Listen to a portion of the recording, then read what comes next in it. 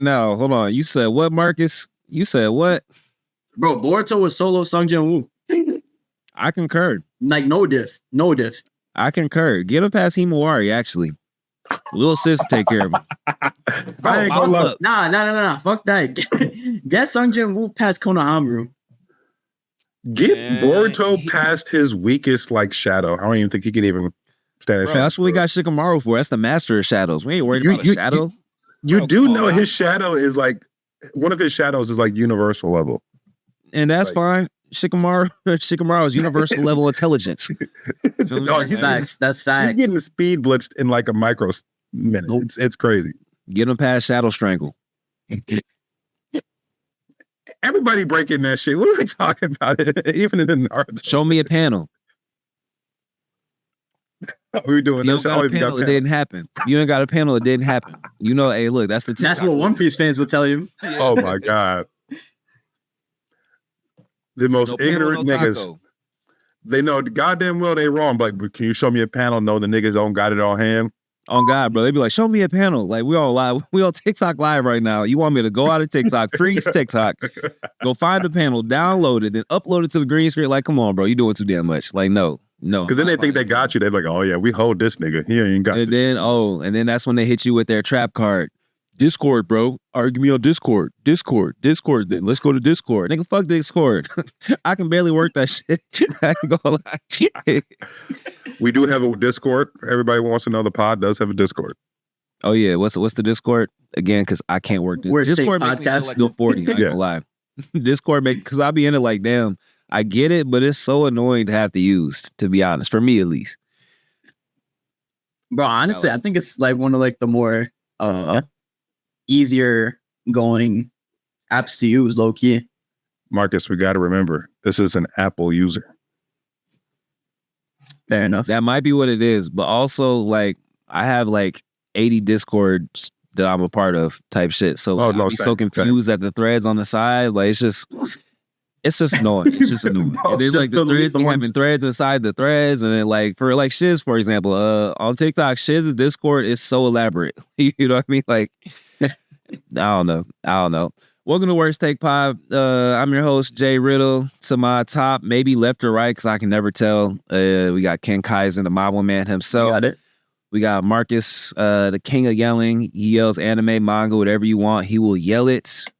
Welcome. We're back 2 weeks in a row. Be sure to click subscribe on the page. I'm going to put a little badge somewhere on this side, or maybe in the middle. I don't know. We'll see when I decide to edit it. How y'all feeling this week? How things been? What's on your minds, hearts, and souls? I would like to say that the boy has finally graduated. I finally got the final assignment grade. Oh. And that shit was, it didn't even say a grade. It said completed. Bro, I think that's all that matters. Like 3 completed times in green. Yeah, he even got his 6th master's degree. Bro, like you even graduated all 3 times. Wait, bro, didn't you know I got double masters?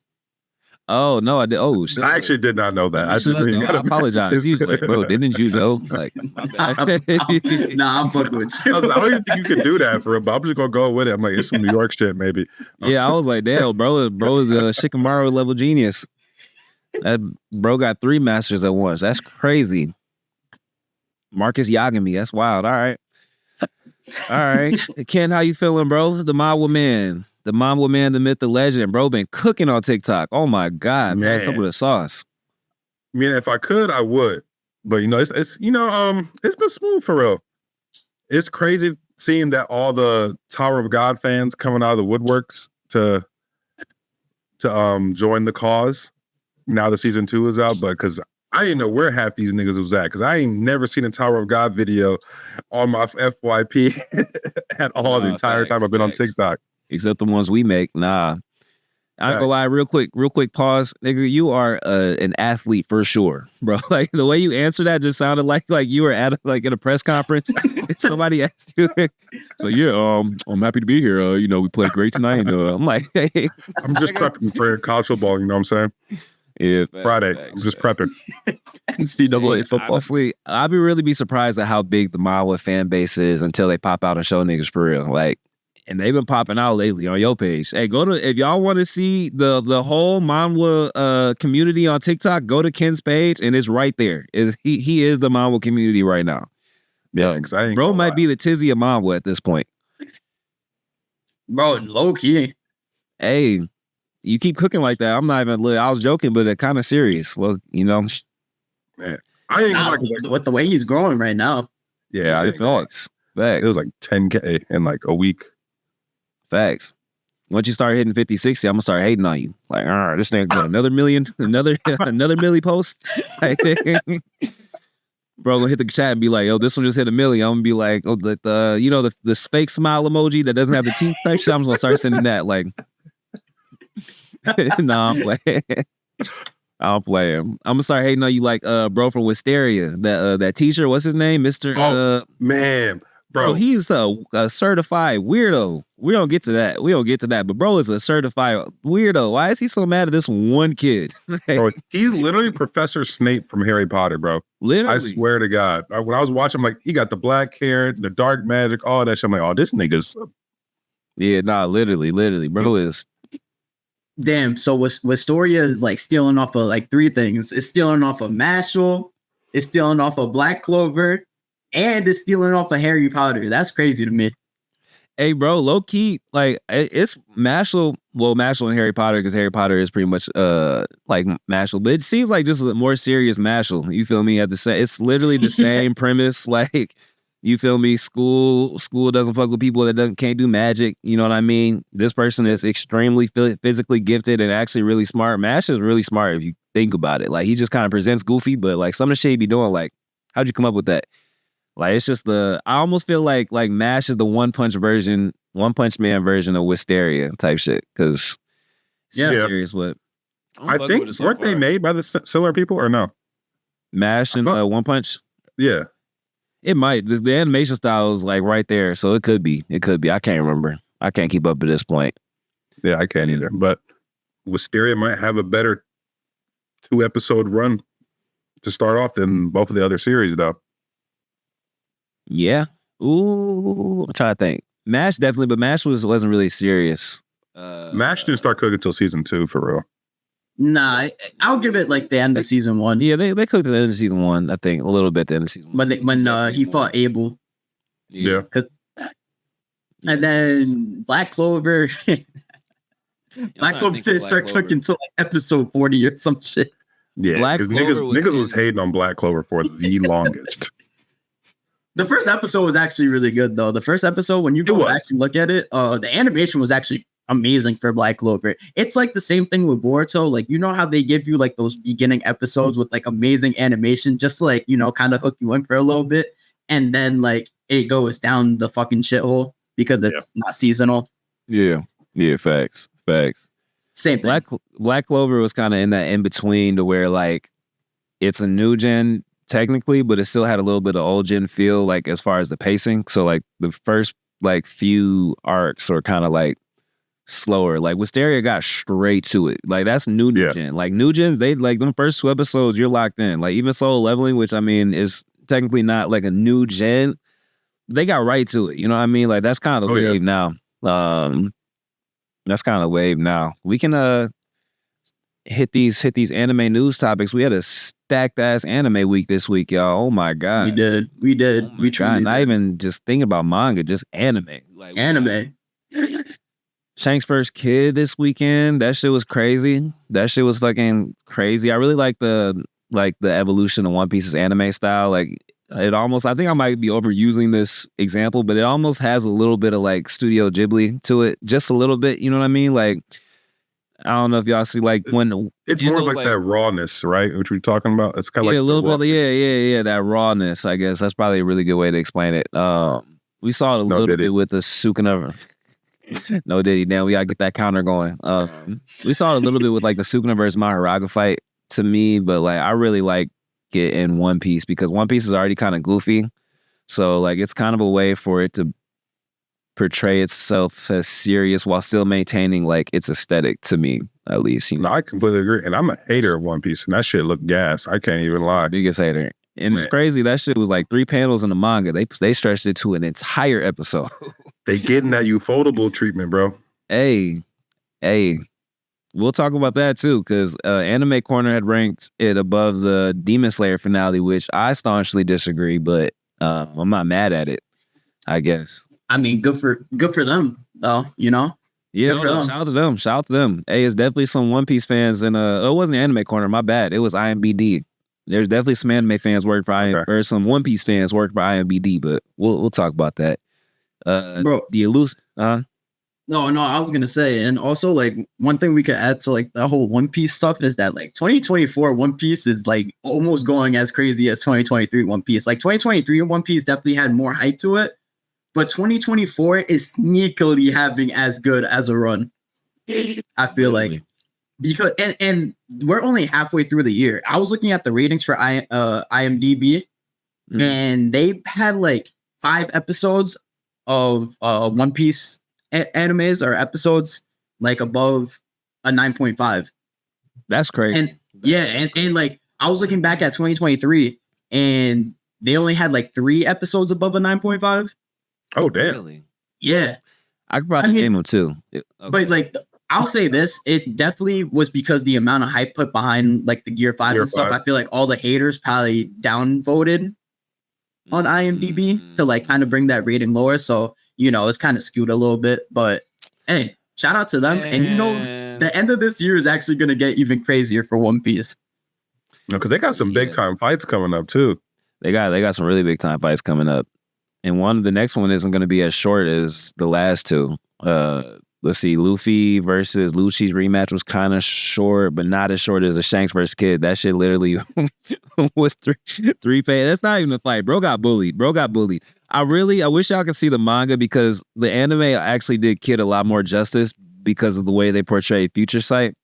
But in the manga, like Kid got like completely just disrespected. Like bro was like, Kid's outside. He's outside. Kid wants to fight. Come pull up. Shanks hopped outside, bro. One shot the whole crew and told the Giants to clean that shit up. Like, where does Shanks like lie in like the verse? Like, where is he? Where is he in the rankings?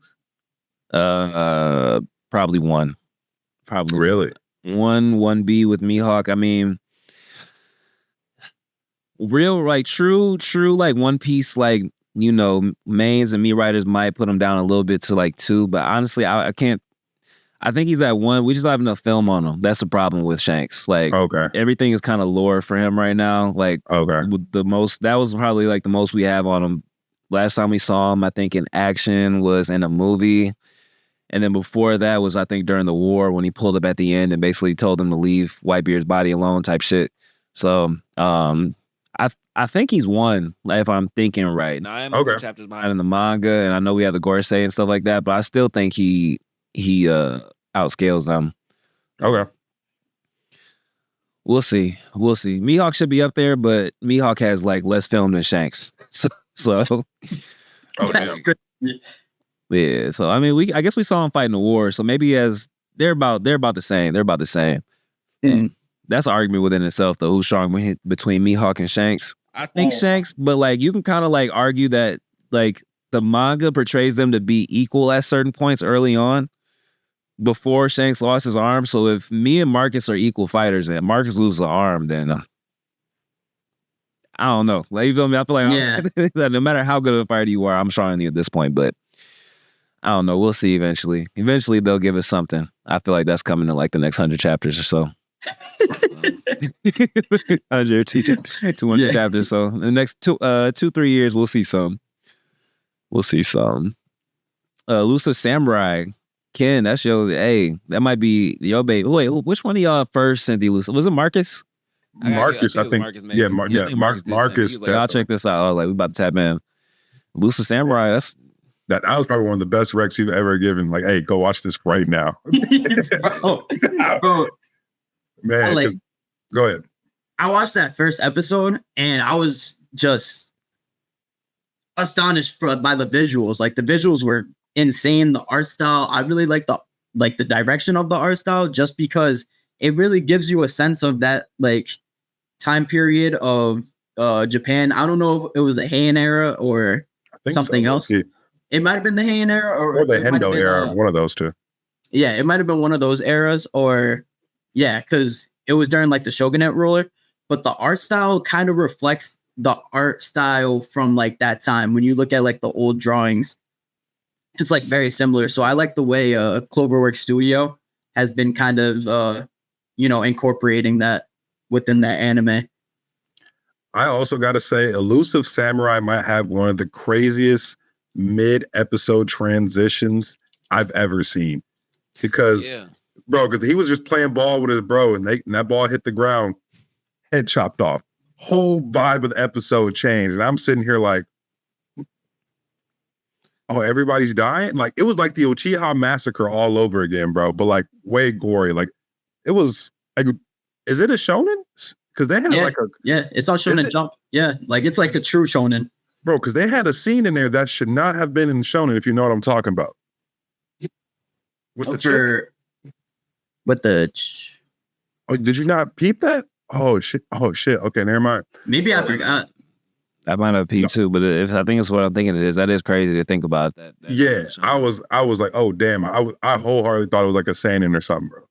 Yeah, that's a Shonen Jump manga. Like it's on Weekly Shonen Jump and everything. Jeez. Oh damn, that's crazy. Because that was one of the greatest transitions I've seen into like a episode, art wise, and just like how seamlessly they did that shit too. That was had me shook. I thought it was going to be a completely like chill, almost type of vibe for real, like nothing too crazy. And then I was wrong. Like a chill first episode, like a Solo Leveling, like the first episode for that, like it was chill, relaxed for the most part. The switch up, the transition kind of reminded me of Demon Slayer's first episde. If you know what I mean, like because like they give you like it's happy, jolly, like Tanjiro and Hojo, which is the MC to that. They're like kind of like similar in the sense that they're happy, jolly, good old fellas, running around, having a good time. And then halfway through the episode, everything hits the fan. Their whole like clan and family gets off, and life got turned upside down, bro. You sent that. You told us to watch it right now, so I literally watched it probably like within like the 10 minutes you saying that. I was watching like the first 10 minutes, like, oh, okay, well, this is cool. Like, nice kid. Seems like a nice kid. You know what I mean? Like playing with his ball or whatever. Cool. That's what I guess. In my head, I was like, I could be doing so much other shit right now. And then like right when I was about to turn that shit off, bro, that's when the ball dropped or whatever, and then boom, heads flying, bodies burning. I'm like, oh shit, what is going on? What is Itachi here? Like I'm so confused. Like, bro, I was literally watching, like I had to rewind it to make sure I didn't miss anything. Cause I thought like, cause it was so quick, but it was smooth too. It wasn't like abrupt. It felt like it was just a perfect transition. Like they did that. And then they kind of did it again the second episode because the first half was kind of just like chill, I guess, a little character development, a little world building. But it was kind of like, okay, the last episode climax really high. Then they're starting kind of really low with this episode. And then boom, the uncle pops up and you like, oh shit, it's smoking. And bro's like, nah, that's your body. And bro, hey, bro, handle business. That shit. Illusive Samurai is definitely a sleeper for me. I really enjoy that one. That's one of the ones I can't wait to see like every Sunday when it comes out now. Like it's also can we also go back to the first episode when he hit Ultra Instinct and was dodging everybody? That was like the crazy POVs with that. Then when he hit the backflip and he was hitting the Gojo pose. The Gojo pose, the Gojo pose. He was that nigga copied two MCs. He was in a straight euphoric moment right there going crazy. Facts. Bro, he like strives off of that shit too. Like you could tell, like they were explaining it in the last episode when he'd be dodging that, like he's in like the zone and he'd be smiling when he's doing that shit. You know how infuriating I'll be as a grown ass man trying to off a kid and that kid is laughing at my face, dodging my shit. He's like 8 years old doing this shit, bro. I'll be tight. Yeah, I would be pissed. That's when you pull the switch. Fuck it. Fuck all this hate appears. I'm pulling my. The uncle was no joke too. Yeah, he was like fighting all three of them at the same time. Bro, you see when he took off the little thing and he just cut that tree in half, and I was like, oh, this nigga like that for real. Facts. So this one I'm wondering, is it gonna be like Demon Slayer to where like it's just really, really good effects, but they're not powers, or do you think they'll have kind of like some some kind of mystical abilities outside of just being really good swordsmen and really good at combat. Because sometimes the way everything is depicted, like for example, the uncle kind of seemed like he was almost like a demon or had like some kind of demon form or something like that. But it could have just been like a really good, like well artistically expressed scene, you know what I mean? To where like that was just all him, like all human drive and emotion type shit. Like, what do y'all think? Y'all think that we might get some abilities at some point? Like, I'm not saying like a transformation, but I don't know. We did get, well, the dude who took him in has an ability. Well, he has future sight. Yeah. Okay, yeah. Future sight. Yeah, true. So I think there's definitely an extra room for it to happen. I think it just kind of got to be, I don't know. He might just be the only character. I don't know. We'll see. It could be both. In all honesty, I wouldn't even be mad at it. Yeah, I mean, I kind of either, but I kind of don't want it to though. Yeah, I like it being just like straight up, you know, swords and stuff. Because I feel like have we gotten like a shonen? I know Demon Slayer is like supposed to like not have like any superpowers, but I mean the anime, the way they like, come on. So I think it would be like interesting to see it without powers, because I think they could pull it off without the powers, honestly, with the way the animation's been looking for the first 2 episodes. Like I don't think we need it personally, but I mean, I'll be fine. I'd still watch it without it. Don't get me wrong, but like when the animation is that good, I'd be wanting to see just a little bit, like, even though I feel like a little bit extra, because like one thing that does piss me off about Demon Slayer is how good the animation is, how well the breathing styles are depicted, and then they're like, oh, none of that shit is there. So I'm like, so we're delusional. Like, we're delusional. You feel me? Like, none of this shit. They're just swinging swords. We're seeing fire and water and wind and shit. Like, my brain still never really got with that whole like idea of Demon Slayer. Like, I kind of just like subscribed to my own headcanon that there is water coming from Tanjiro's sword. You know what I mean? Yeah. They're just not wet because of whatever reason. But we'll see. Either way, I'm locked in. I like the characters. I like the story premise so far. They got right to the shits. You know what I mean? So. I think it's going to be the best sleeper anime of the season. Oh yeah. But you know, it might have some competition because of you know, the next one on the topic, Wisteria. Wisteria. I think that's what I'm going with. But I got the worst pronunciations in anime talk. Hey, we could just call it Black Clover's son, Mashl's son, Harry Potter's son. Better Clover. Better Clover. Hey, you might be cooking, because he already got a love interest and a story background. It's already kind of smooth so far. Yeah. All my mutuals been hitting the DM saying, bro, this story is peak. Like, I can't wait for everybody else to see it too. I'm like, all right. Okay. Like, okay. All right. Well, like, honestly, this might be the first time I'm actually excited to see the love story kind of come together. Just because of like the few like background that they gave us, like that little flashback with her and the kid, and then at the end of the first episode when they're like, this is a story about the sword and wand, I was like, all right, this is some calm shit. Like I'm fucking with it, you know. You know, y'all like y'all rom-com anime, so y'all get a little bit of that with y'all. Hey, look at y'all soft ass niggas. Hey, just give me a splash of you know, my happy marriage. You know, my light skin self will be I'll be eating that shit up. You feel me? No diddy.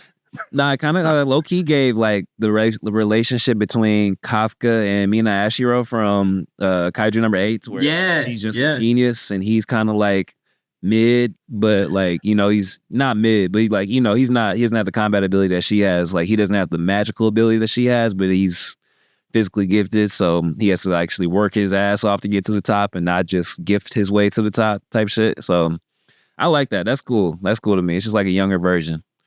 I agree, but it's crazy too, because like they're like polar opposites, but they're both like broken and cracked in like their own respect. Yeah, because apparently she's like one of the coldest niggas in the verse, apparently, just off of her magic ability. I really want to see what she can do for real. But also, if y'all see me going like this is a Clip Central. Oh, okay. All right, good looks. Hey, that's smart. That's smart. I've been putting the timestamps in the thing. Oh, real nigga. Because I was like, I started to like, but then I be losing track. That's why we're a team. Look, we got it. Look at us. Like Team 7 and Naruto. That's perfect. All right. Wisteria. The one thing we do have to talk about in Wisteria, bro. They got the biggest haters. Bro. Oh my God. First off, bro, that went into the tune to what was it? The red hair dude. Oh yeah, I don't even know his name, but fuck red hair dude, bro. He is the biggest meat muncher ever. You're supposed to be like, I guess, like one of the top class in the school. You worried about this random ass dude? Like the thing is, it'd be different if like he was a loud character like Naruto or like Asta. You know what I mean? Like he minded his fucking business. Like he don't be bothering nobody. He be sitting in the back of the class taking his notes, trying to figure out how he's gonna get these credits. You feel me? Because he can't do nothing with magical power. You know what I mean? So. Like, they be picking on him for no reason. Like, why are y'all like, go get some hoes? Like, this is, all right, watching that made me think, like, this is why we need, like, Wi-Fi and, like, video games and, like, internet. Because they have entirely too much time on their hands to be worried about that random-ass student. You know what I mean? Like, think if they went to class, went home, and you're like, damn, it's really a nigga without magic in this school. I hate him. He's gonna make his life miserable. Like, bro, go get some hoes. Like, what are we doing? Like, dog, you're supposed to come on now. That's like being like the captain of the football team, you the quarterback, and you're mad at somebody on Scout D because he can't tackle or some shit. Like, bro, why are you worried about him? He not gonna be able to team with us. Like, that shit's weird. I can't wait till he slap up both of them, the teacher and the redhead dude. Hey, but I'll also say this too, like, with the redhead student, I'll give him the pass because he's probably like, what, 15, 16? So, you know, it is pretty normalized at that moment in stage or that stage in time. But, bro, the teacher, like, you a grown-ass man hating on a kid that don't got magic abilities. Like, bro, get a life, do something, touch grass. Facts. And he's sorry because, my bad, Cam, this is the last thing. So I was watching that shit just like in a rant. Bro said, I'm going to show you that the wand is stronger than the sword, but didn't give him a chance to go get the fucking sword. You feel me? So like, you're basically beating up a kid without any way to fight back. You feel me? Like that's the weirdest shit I have ever seen. And he seems like he's actually kind of strong. You know what I mean? Like, I wonder if he's like comparable to whoever. I was just about to go into that. Yeah, because you got me. Because like what is the title that they're going over? It's like the magical Wizard King or Wizard whatever that like title that they were going for. Yeah. He fought a nigga to get that spot, but he lost. So he's just a salty and bitter ass nigga. See, you should have told me that, bro. You should have. I am officially his biggest hater starting today. I promise. No, like, go ahead, bro. Because the grand elder lady, she was like, you know, you can test him. Let's see. Let me know what you think. Because you know, you were very close to being there, but you lost. So you would have the proper way of, you know, really identifying if he could be at that level. Hey, that's crazy. That's like some old lady shade. Because, you know, old ladies be like shady, like, but you don't even know until you look back and be like, oh, wait, she was talking shit. She was like, how about this? You test them because you're an expert at who can't make the list because you didn't make the fucking list. You feel me? Like, nah, that's hilarious. I like her. She one of my favorite characters right now. She definitely one of my favorite characters. Yeah, nah, she low-key rooting for the boy. And she gave him a sword. She gave him a sword when she tested him. She was like, here, boom. Then she started launching them shits at him or whatever. Like, I fuck with her. Well, I figure out her name. Granny Wizard Lady. Granny Wizard Lady. Yo, honestly, she already sold Principal, what's his name? Principal Wolfer. Principal Dumbledore. Dumbledore. I agree. Dumbledore is wild though. Hey, bro, that man was low key a bum. I'm not gonna lie, he was low key a bum. I was gonna say I didn't want to say it. Like maybe we just don't understand how strong what the op is. I guess, but I was expecting. Innocent Zero is. Yeah, Ennis, thank you. I appreciate you, Marcus, because to be honest, like for some reason my brain just doesn't retain names. Like and that's like that in real life. It's hard. So like that's why I just be making up nicknames for everybody because like I really don't be remembering shit. I thought that like every time he launched a like crazy attack, like the angles would look like it's about to do something crazy, and then out of nowhere, oh nope, that shit was ass. I'm like, bro, they could have let him land at least one crazy attack. You know what I mean? Just let it land for a second, let bro regenerate, and then we're like, okay. Like, nah, he a bum. I fuck with double mid though. He was nice to mash. I fuck with double mid. He's cool. You know. He a bum, but he's cool. He's cool. Yeah. The greatest Jack comment ever. Type shit. It's like Kawaki, you know, they're bums, but you know, one of the best characters. Man, that's crazy because Kawaki's entrance in the anime, like in the first part, was like he didn't miss. Kawaki did not fucking miss. And then in the TBV, bro, he cannot take a W. He turned into Prime Klay Thompson. Bro, literally, and he's still shooting. That's the thing about Klay. Like Klay, if he's off, he's not gonna like, okay, you know what? Maybe I should take some middies, or maybe I should, you know, just play some defense. Klay gonna put up 10 more shots just to make sure his shit not working. He's like, are you sure? Are you like what? Like, bro, sit down. Like, Kawaki, bro, chill. Like, stop. Oh man, Damn. Too funny. Damn. For real. All right, so that was Wisteria. We got the My Hero episode, which was let's see, I'm trying to remember. There's so much that happened this week. My brain is like having to calibrate. So that was Endeavor. Okay, so that was Endeavor. Big moment. Endeavor's big moment. Fumbled that shit. God damn it. They fumbled the panel. They fumbled the panel. The panel was so iconic, and like they keep doing that blue sky shit. And I'm like, no, just get in your animation bag and make that shit black and have the Sparks do whatever they do and really get creative with that hoe. I don't want to see no blue skies in the back of that moment. Like, it was literally black in the manga too. Like that was the crazy part. It was black in the manga, and they just like, no, we're gonna insert the blue sky. Like I would understand if the sky was blue, but it wasn't blue in that panel. Yeah, I'm not gonna lie. Black would have been fine on screen anyways. They could have did it like on some like you know, like how Ino when she's like in her brain, or like how Toji when he like time slows down and he's like fighting and he's like analyzing what's going on. Like they could have did some shit like that to kind of just like give a little bit more. But I feel like that would have emphasized him being scarier more, because he's supposed to be like, the wounded heroes are supposed to be the scariest. Like but a darker and eerie background to really emphasize that. Give him some more like hard sketching. Like that what they did with Sung Jin Woo when he was fighting Igris, where that whole the whole arch changed when he was hitting that egg with the uppercut. They could have did some shit like that, bro. Like, you mean when Igris was fighting him, bro? No, I'm talking about when he killed him at the end, because the color and the frames changed. Oh yeah, like, yeah, facts. You know, he did get pieced up though, but I really think, man, because they be really fumbling. That's why I just stopped watching My Hero anime, because like they didn't let me down a good too many times, bro. And I'm just like, you know what? The story still carries though. I really love the Todoroki family, the story good reality TV show, dog. Like that's how I look at it. Like Todoroki family is literally reality TV. We're watching all they shit just like play out on the screen in front of everybody. The whole world is low key. Like, damn, Dobby pulled up. Oh, I'm Endeavor's son, and I'm about to burn this bitch down type shit. You feel me? Like, and my dad ain't shit. You feel me? That's why his brothers don't talk to him. They all got burn marks on their face. Fuck that nigga type shit. You know what I mean? We get to see like his whole like, you know, comeback story or whatever. I still enjoy the story. That's why I just read it. Yeah, I read it. I read it too. It's still good on screen. Like they know. Is that what studio is that? Marcus, you are a studio correspondent. Bones. Yeah. Bones to me, like I think they kind of just like hit the lottery with MHA. They shouldn't have had it. They shouldn't have. Did it start with Bones? Has it always been Bones? Bro, well, I mean, it's always been Bones, but Bones has done amazing adaptations for like they're the same studio that Freeland, right? Right now. Yo, cut that shit out. Adaptized.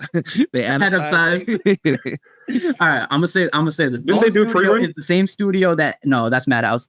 Bone Studio is the same studio that did Mob Psycho. Yeah. Okay. And Mob Psycho has some of the best like animation I've ever seen for an anime too. Like that's really like top 10 animations. I did find out though that Bones does have different production teams. And I think for the production team that did Mob Psycho, that was like a passion project for all the guys that were like on that squad. So they brought in the guys that normally don't even work together. Like that was something that they all like really wanted to do and like put a lot of effort into. So I don't think they will ever get another like something similar to that from Bones ever again, probably.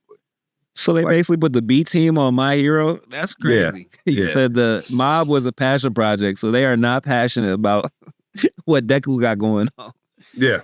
Basically. That's crazy because that should be like their Bleach, like the Bleach for Studio Pierrot right now, the Jujutsu Kaisen / Attack on Titan for Mappa. You know what I mean? Like My Hero was really their time to like shine to where like now when the next big manga comes up for look, I can't talk either. Adaptationized to be adaptationized.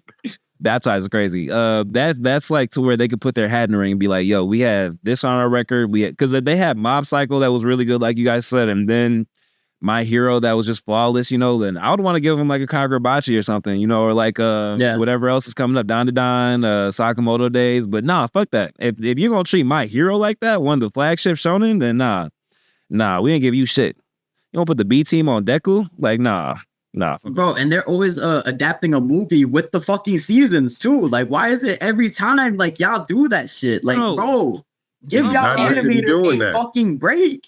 I'm sorry. We don't want all My Hero Academia movie 9. We don't want fucking Fraudamite, bro. Using fucking Bum for One. We don't. Bum for One is crazy. We want the war arc. We want the war arc to be as good as it can be, bro. This is some of the most intense moments in the manga, bro. Marcus, you're gonna see soon. Like, I hope they do it right. I mean, you can still feel how intense the shit is, but reading that shit, like the war arc was one of those moments where like you don't want to miss a page. Like you might go back just to re-see something that you missed. Like, I'm gonna be really mad. This is what I'm hoping. You know how sometimes they'll save the budget. Like you can tell with One Piece, like because it's a weekly anime that like some episodes are just gonna be chill. Like animation wise, some episodes are gonna mail it in, but then like we'll have the Shanks episode where it's like, you know, fantastic every fucking frame by frame type shit. You know, like I'm hoping that they're just saving it for when Deku reaches Shigaraki and Bakugo. You know what I mean? So they can really go crazy, but. I don't know, dog. I'm gonna keep watching because again, the story carries. But what the fuck? Like, I can't do all. Go ahead. Nah, and I was also gonna say like one more thing, like adding on to that is that they took like a week break, right? Like, didn't they not give us an episode the week before? Yeah, they took a week break. Bro, so like knowing that, I thought that this episode was gonna be like some insane animation because I'm like in my head, I'm thinking, oh shit, like they're really about to spaz out because they took a break, and you know, this is one of the biggest moments in the manga. Seeing that Endeavor panel, I thought they were about to spaz on the animation this episode. I'm looking at this animation, and I'm just like, bro, what we doing here? It's literally like watching Bron dunk on like these young niggas type shit. Like One Piece is shitting on all these anime right now. And it's crazy to see old man One Piece. That shit came out in what, 96, 97? Like, there's no way a seasonal anime shouldn't have at least 2 higher moments than One Piece has had in the last. Because let's see, it's My Hero came out, season 7 released in early May, right? So we're about 2 months in, going on 3 months. Like, there's not one moment that's even comparable to like 2 of the moments in One Piece over the last 2-3 months. Thanks. That doesn't make sense. At this point, I guess we might just have to assume. You said it was which studio again? Bones. Oh yeah, Studio Bid or Bid. Bone. I can't even think of a way to. I'm trying to figure out a way to mix mid into it. Like maybe we're just seeing like the ceiling of what that team, like the B team, can do. Like if they don't put their Avenger squad together, like this is just like the best we can get right now. Like. And maybe we just have to accept that and just enjoy the story for what it is. But that's gonna be really sad if like when I don't want to give any spoilers, but some of these upcoming fights are like they're gonna get really like intense. Like if they don't hit the way they're supposed to hit, I promise you I'm gonna slander My Hero for 30 days and 30 nights because it's literally a knockout the park. Like you literally have the manga, like they don't have to add anything to it. Like they've been filling all there and JJK and One Piece and stuff like that a little bit. There, it's all already in the manga. All you have to do is literally illustrate the manga the way that the manga is, you know, illustrated type shit. So I don't know. My heart sad to say. Fast. I'm ready really be mad about this shit. That's crazy. I didn't even know I like My Hero like that. But the manga's really good right now. Like it's it's one of like in my opinion, I think it's the best, like, out of that era. I think that was the best manga out of that era, in my opinion, honestly. And, like, that's, like, crazy, too, to say, because that was a stacked era for mangas. It was crazy. You got One Punch Man, you had Fire Force, you had Black Clover, you had Boruto, you had Jujutsu Kaisen you could throw in there, Chainsaw Man you could throw in there. Yeah. I mean, they came like a little bit later, but still like 2 years or so, whatever. Like My Hero Academia, like from a story perspective and a writing perspective, in my opinion, was the best one out of all those. Definitely most complete. That's not crazy to say. I don't think it's crazy to say either. Even when you said Boruto, like my spine tingled a little bit, but I was like, you know what, like it's a really complete manga. It was a really complete manga. Like, you know what I mean? Like it's a perfect transition. Like we were talking about earlier, how Black Clover had a little bit of elements from like the old gen in it. You know what I mean? Like it was a perfect transition between like old gen and new gen. You know what I mean? Like there really needs to be a new name for that. Like I don't know. I don't want to say mid gen because then you're gonna be like, oh, that shit was mid. But like some kind of like middle like transitionary period between like the type of anime structure we used to get and like now. Like it was a perfect bridge for it. So like, shout out to My Hero, but fuck Studio Bones. I don't know what the fuck y'all got going on. Y'all got to work that shit out. I don't know if you need to call. They need to start calling. Who's that dude that be jumping from studio to studio? Like they'll just call and be like, "He animate this episode." They need to just get him on payroll. Give him a max contract. Like, please. Get what's his name? He went from JJK to One Piece. He did the Luffy versus Lucci fight. He did Sukuna versus. I know who you're talking about. All the names we saw in the same. I'm sorry, but like he's not. Yeah. Hey, that is Ken Kaizen, Mr. Marvel Man. That was but he's like Brazilian, I think. That dude. He might be, yeah. Yeah, he might be. What's his name, man? He's like the greatest animation free agent we have right now. Like, please go call him and tell him to come, lock him in until he gets a contract and have him finish everything that we need, like the rest of this arc or whatever, or season. He did like the first episode for the Suicide Squad Isekai, which was like the only good episode animated.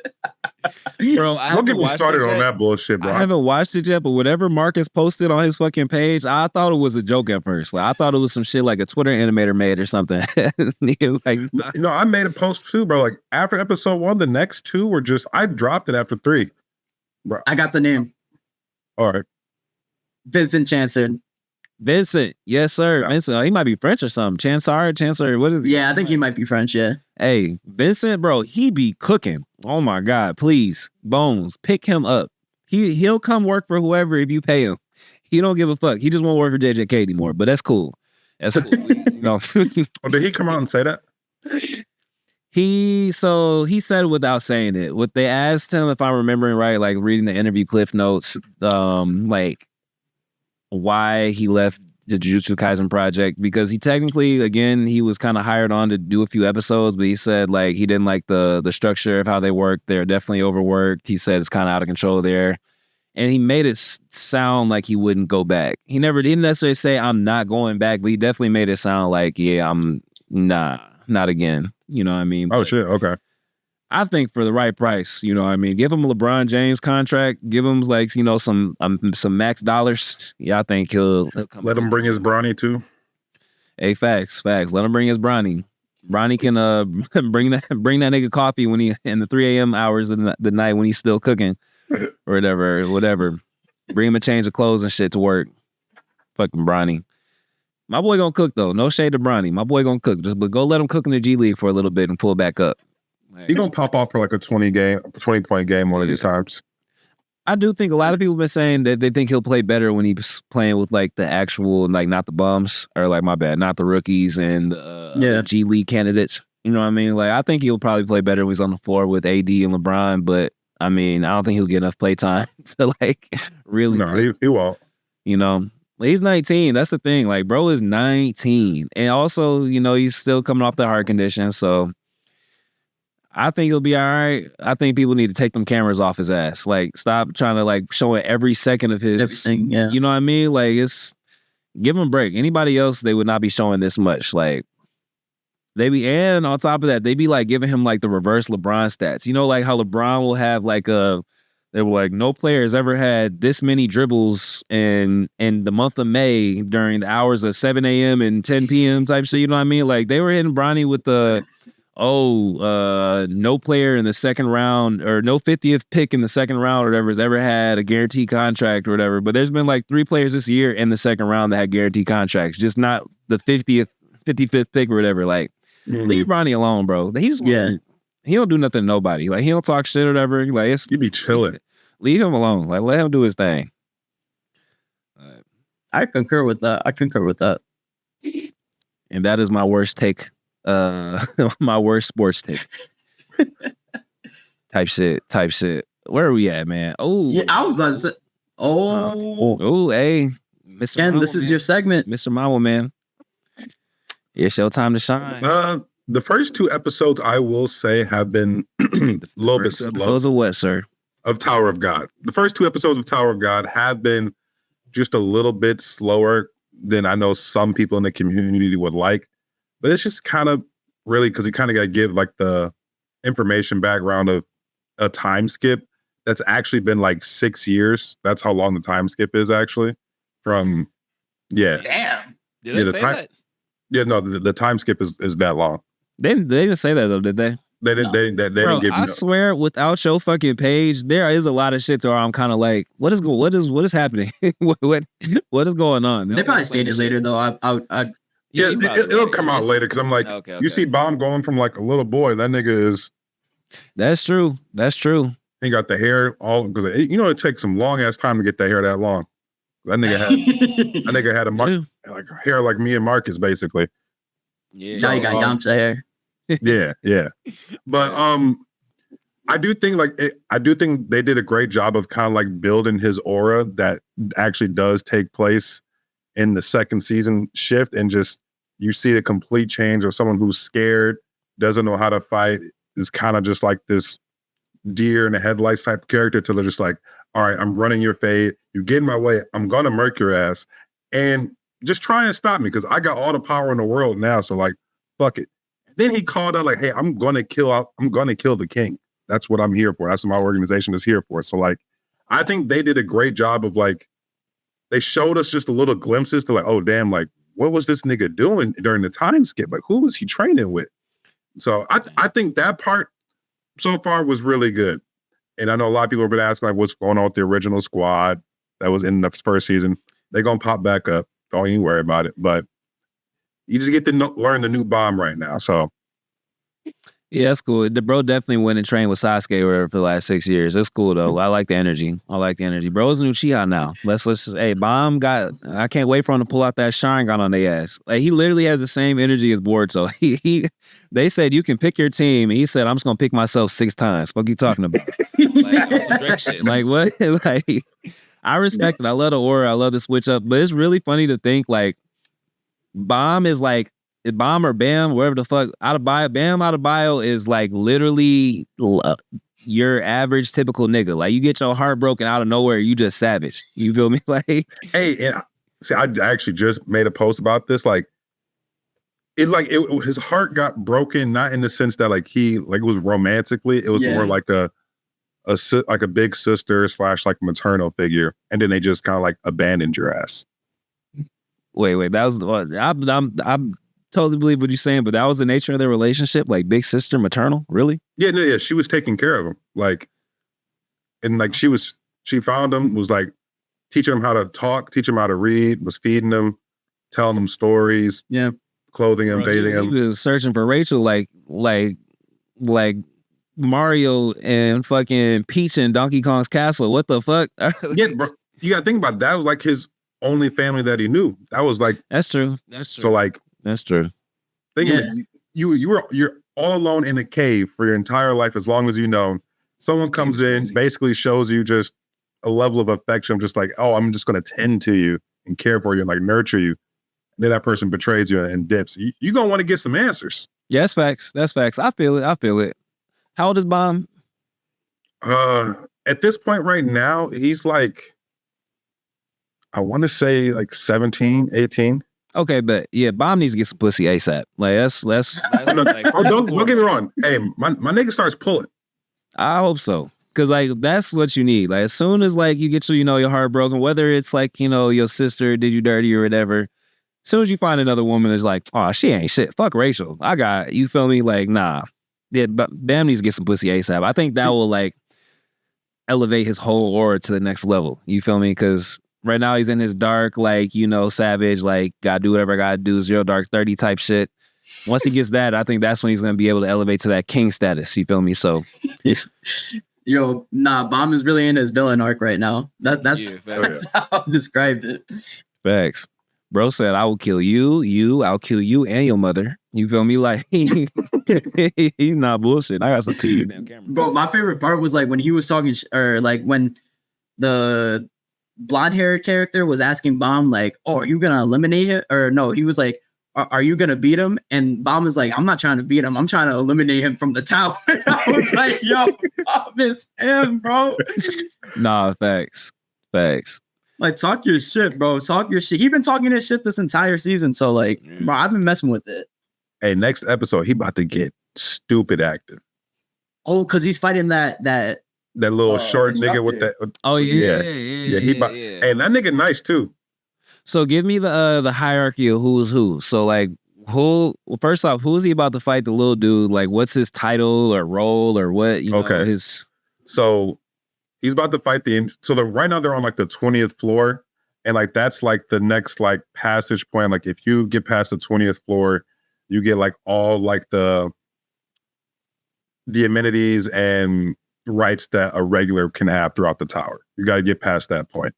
So the guy that he's about to fight is an instructor who's a ranker. And a ranker is someone who's climbed and got to the top of the tower, and now they get this ranking, and then they can pretty much do whatever the hell they want to do. Wait, so question. I'm sorry. I'm treated like school because Tower God is so like intricate. So like rankers, you said they get to the top of the tower, like the top, like where Bomb's trying to go, or like they just kind of like, been higher. So, like what is the top of the tower for? So the top of the tower is where the king is at. Right. Okay. So like the 134th floor. So like there's 100, but we know there's 135, but the king closed the door to that one and locked it off and make sure no one can get to that point. Because he didn't even really want to fuck with that floor. Oh. So so basically if you climb the tower and get to the 134th floor, you reach to the top, you get like a wish, you get something granted, and you become a ranker. And then you can kind of just do whatever the hell you want. And it literally takes some people like hundreds, if not 1,000 years to get to the top. Damn. Okay. So like niggas in the tower live for a long ass time. So if Bam wins or Bomb, what do y'all say? Let me stop sounding. Bomb. I say Bomb. Yeah. Okay, so if Bomb wins, that means he's relative to rankers officially. Like, you know what I mean? Like, yeah. So like be relative to rankers without necessarily making it to the top. Yeah, like because ranker doesn't. So like two things can be true. A ranker can mean you're really strong. You're strong as shit. But also like there are different like levels to it. So like if you're with a team that just got up there, say you might not have been doing all the fighting, you might have been doing something else in the team, like the navigator, or you're the one creating the plans, and then y'all just get up there, you can become a ranker. But so like ranker generally means you're strong. Like a ranker could generally max any regular in a fight for the most part, but that doesn't mean like they're all going to be like at that peak level. That makes sense. Okay. See, now I get why you just up 10,000 followers in the last 6 days. So that makes sense. Like, you just like really help me understand like what I'm watching. Sometimes I'll be watching, like, I don't know if I'm just like missing shit or if, they haven't explained it yet. But like, yeah, that makes sense. Because like with each floor, like there's a higher density level of like Shinsu, which is like the nature energy, like their power system, basically. Okay. So the higher you go up in the floor, the more dense it is, the more potent and the stronger it is. So like if you go all the way up to the top, you've been exposed to some crazy potent Shinshu, and it's super dense. Like you can basically like move and do whatever you need to do at that level. So when you start dropping down, okay. Yeah. That's what's up. Tower God is fire, dog. I'll probably eventually get into the manga. Eventually, I'm really enjoying it as an anime. But like when you start talking about it, it makes you really want to like dive deep into the world of Tower God. That's facts. Yeah. Because I tell people it's basically like One Piece, but a manga. Like I think it's a little deeper. I think it's more intricate than One Piece, but that's just because One Piece. They got different islands, but like I don't think like the story and how everything intertwines is as intricate as Tower of God, especially with the lore. You're saying One Piece is mid compared to Tower of God. Yeah. Hey, you stand on it though. I'm pretty sure we asked you that like once an episode, just like you feel me. I just gotta make sure we have 100 clips of you saying this just for in the future. But I'm just saying that the niggas who like One Piece, y'all would probably end up liking this a lot. So. Yeah. Yeah, facts. Anybody like One Piece attention span is yeah. If they can do 1,200 chapters, they can do this. Yeah. I was gonna say too, like I feel like that might be a reason why people don't like Tower of God as much as they do, like if they're newer to getting into anime, just because of the fact that Tower of God really, the anime treats it like a classic type of shonen, where because it's so long that there's so much to build around, that like it gives you that classic shonen pacing. Yeah, I could see that too. Yeah, because there's just so much, to introduce and stuff. And like when people are like, why haven't they went into detail about this? They're gonna get to it eventually. You just gotta give it time to cook. Yeah, bro, because like they be doing the craziest deep dives on like every character. Like the late, like when you get in like chapter like 200-300s, bro, like characters you didn't think were important, we're getting like 4 and 5 chapter like backstories. You were just like, oh damn. And so you start feeling for like all the different types of characters. You're like, damn, like this shit is crazy. But they finna cook. Tower of Mid. Tower Mid. Sleep of God. That's crazy. What we got next? Anime Corner Spring. Oh yes, that's what we were talking about earlier a little bit with. So IMDb released their rankings of their like the top 3 what was it? Oh, it was their top 3 highest rated anime episodes of the year. 2 of them being One Piece and the other one being the Demon Slayer finale. The number 1 spot went to the Shanks versus Shanks versus Kid fight. The number 2 spot went to the Demon Slayer finale. The number 3 spot went to Luffy versus Lucci. And I'm not gonna lie, like the point differential is like close. So like the number 1 spot, which is Shanks versus Shanks versus Kid was 9.9. The Demon Slayer finale was 9.8, and then I think the Luffy versus Lucci was like 9.6 or something like that.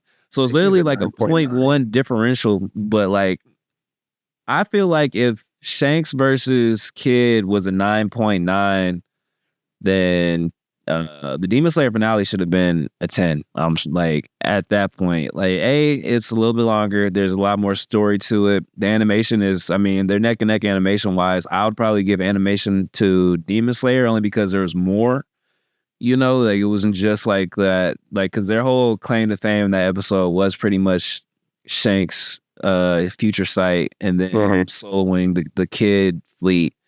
But Demon Slayer, like you had the Muzan explosion, you had Guillaume versus Muzan for a second, you had the Infinity Castle. Like I gotta give it like, now on top of that too, like the music, like the characters, you got to see each character and how they reacted to everything that was going on. Like if they gave that last One Piece episode 9.9, then you have to give the Demon Slayer one a 9.9 or 10 or above, because like it was like literally cinematic. Like that should have been on the big screen. Like I would have watched that in theaters and been happy about it. You know what I mean? Yeah.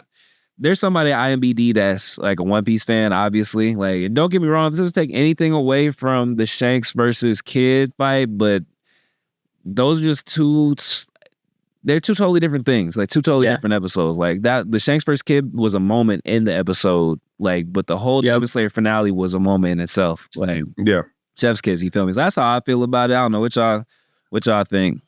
I think it really just kind of comes down to like what style of like animation you prefer. Because like when you really think, because like one is more has like little like CGI, a little more 3D elements into it, and like nice color palettes, and with the composition. But like it's I really just feel like it comes down to the art style and what you prefer, and like the fluidity of certain things. Because like me personally, I'm a little bit more biased towards Ufotable's work just because I grew up watching more of their stuff. But, and I think they put a little bit more effort into it. That's just my opinion. But like they both went crazy. But I think that one should have been listed a little bit higher, in my opinion. Yeah. That I actually have a question now. That made me think of something. So a lot of the pushback I've been seeing about the Demon Slayer episode versus the Shanks vs. Kid episode is that the Demon Slayer episode had a lot of CGI, and like they were saying that you can't compare the 2 animations because one is like computer generated and one of them is a little bit more like drawn. 2D, I guess, or 2D or whatever. So like people were saying, oh, like you can't count the Demon Slayer episodes having better animation because it was all CGI. Like, isn't animation just animation? Like, I get it. I get yeah. There's different forms of animation. Like there's different subcategories, but like they still did draw over some of the animation. Like it wasn't just like pure like you see it from like a Pixar or like Disney movie. Like there's still like way more other like layers of drawing and stuff on that shit. So like I don't know. Sometimes niggas just be nitpicky and just to say some shit. That's like the whole auto-tune argument. You feel me? Like if the music sound good, the music sound good. You feel me? Like I don't give a fuck if one person using auto-tune and one person's not. If the song bang, the song bang. You feel me? Yep. That's just you hating at that point. Like I don't know. Also, like compare it from like this perspective too. I think Demon Slayer did a better job with their 3D their 3D animation compared to One Piece doing their job with their 2D animation. Honestly, like I think like also Shanks versus Kid, like what you said, it was a moment in the episode that stood out. The Demon Slayer finale in general, even when they weren't throwing hands, was still entertaining as hell because Ubuyashiki was talking his shit to Muzan, bro. Yeah. And that whole conversation, I'm just like, Muzan, you gonna let him talk to you like that? Like, bro, I almost had to grab the popcorn. And like, bro, facts. Bro yapped for a good 20 minutes. And like every minute was engaging. Like, and part of it was the use of the camera angling, the music. Like, like there's so much that goes into it that I feel like if you're IMDb ranking which episode was better, like it's not just which had more hype, or because I think part of it too is people feel like the Hashira training arc didn't have as much hype. So like, which is kind of what Marcus was saying earlier about some of the One Piece rankings from last year. Like some of those moments just had a lot of hype attached to it, you know, but like the Demon Slayer just was a more full episode. Like the music scoring, again, complete, the animation, the camera angles, like it, like you can get like really minute details that were just like everything was pristine, like everything was extremely intentional. Like you can tell that everything was super thought out of. There was a huge storyboard of how we're gonna do this episode and make it as big as possible. Yeah. Like again, not taking away from the Shanks versus Kid episode, but like the Demon Slayer episode was a movie, literally. Yeah. You know, absolutely. Yeah. That's how I feel about it too. And honestly, if I'm going to be honest, if we're talking about fights, I think I prefer the Luffy versus Lucci fight over the Shanks versus Kid fight. I do. That ain't crazy to say. Yeah, it was an actual fight. Like, yeah. We love seeing Shanks because we never get to see Shanks, and every time we get to see him, it's like a blessing. But like we actually got to see some real back and forth. We got to see the Wanky Gear 5 animation. We actually got to see some good hands. Like they were actually throwing them things, you know what I mean? Like good choreography. Like it was cool seeing Lucci's growth because Lucci had awakened his double fruit. Like I'm glad you said that because I didn't even think about that. I would probably put that right there with the Shanks and Kid episode. Like if you gave Shanks vs. Kid a 9.9, then you probably should give that episode a 9.8 at least. Or absolutely. Yeah. Well, I don't know. That's my 2 cents. IMDb also just be doing recency bias too, though. Like, yeah, I see. It might drop down. It might drop down after a bit, like that episode. Does that happen? Yeah, it usually does. Oh, okay. Well, yeah, I guess we'll see. We'll see. But it usually doesn't stay like that forever. Yeah. Someone said that the Solo Leveling finale should have been higher. It was ranked. I think it had a 9.1 rating, or whatever. And I was like, I could see maybe 9.3, 9.4. But I feel like the episode before the finale was really the hitter. You know what I mean? Yeah, I agree with that. I agree with that. That's what it is. Like if that was one long episode, then I think it might have done better ratings wise. But I think a lot of like the build up happened at the episode before. So, but I ain't gonna lie. As a whole, like there was not an episode that missed during that first season of Solo Leveling either. So besides the recap. The 7.5 episode or whatever. Oh, I mean, I didn't watch that, but like, I didn't even count it. But I'm like, pretty much, there was not an episode that really missed with that. So like, it's kind of hard to like, okay, like, there was maybe one like where nothing was happening. Yeah, it was just a slow like expedition type deal. But that was like really it though. Yeah, out of 12 episodes, I ain't gonna lie, that's pretty good. Nah, they cooked. Yeah, I definitely think it should have been higher, maybe than 9.1, but. I digress. Yeah. Let's see. What's the ranking thing? I don't know what the ranking is. And actually, I just realized, I mixed them up. So the ranking was the IMDb rankings. The Anime Corner Spring Anime List was the rankings of the top 10 anime. Oh, yeah. Oh, yeah, I'll pull it up. I'll pull it up. So no, we could talk about the Anime Corner Spring because I know. That's why I'm trying to pull up the list so I can give y'all exactly. So you could because they had Windbreaker pretty high up there. Yeah, Kaiju at 4 or 5. Yeah, Windbreaker higher than Kaiju.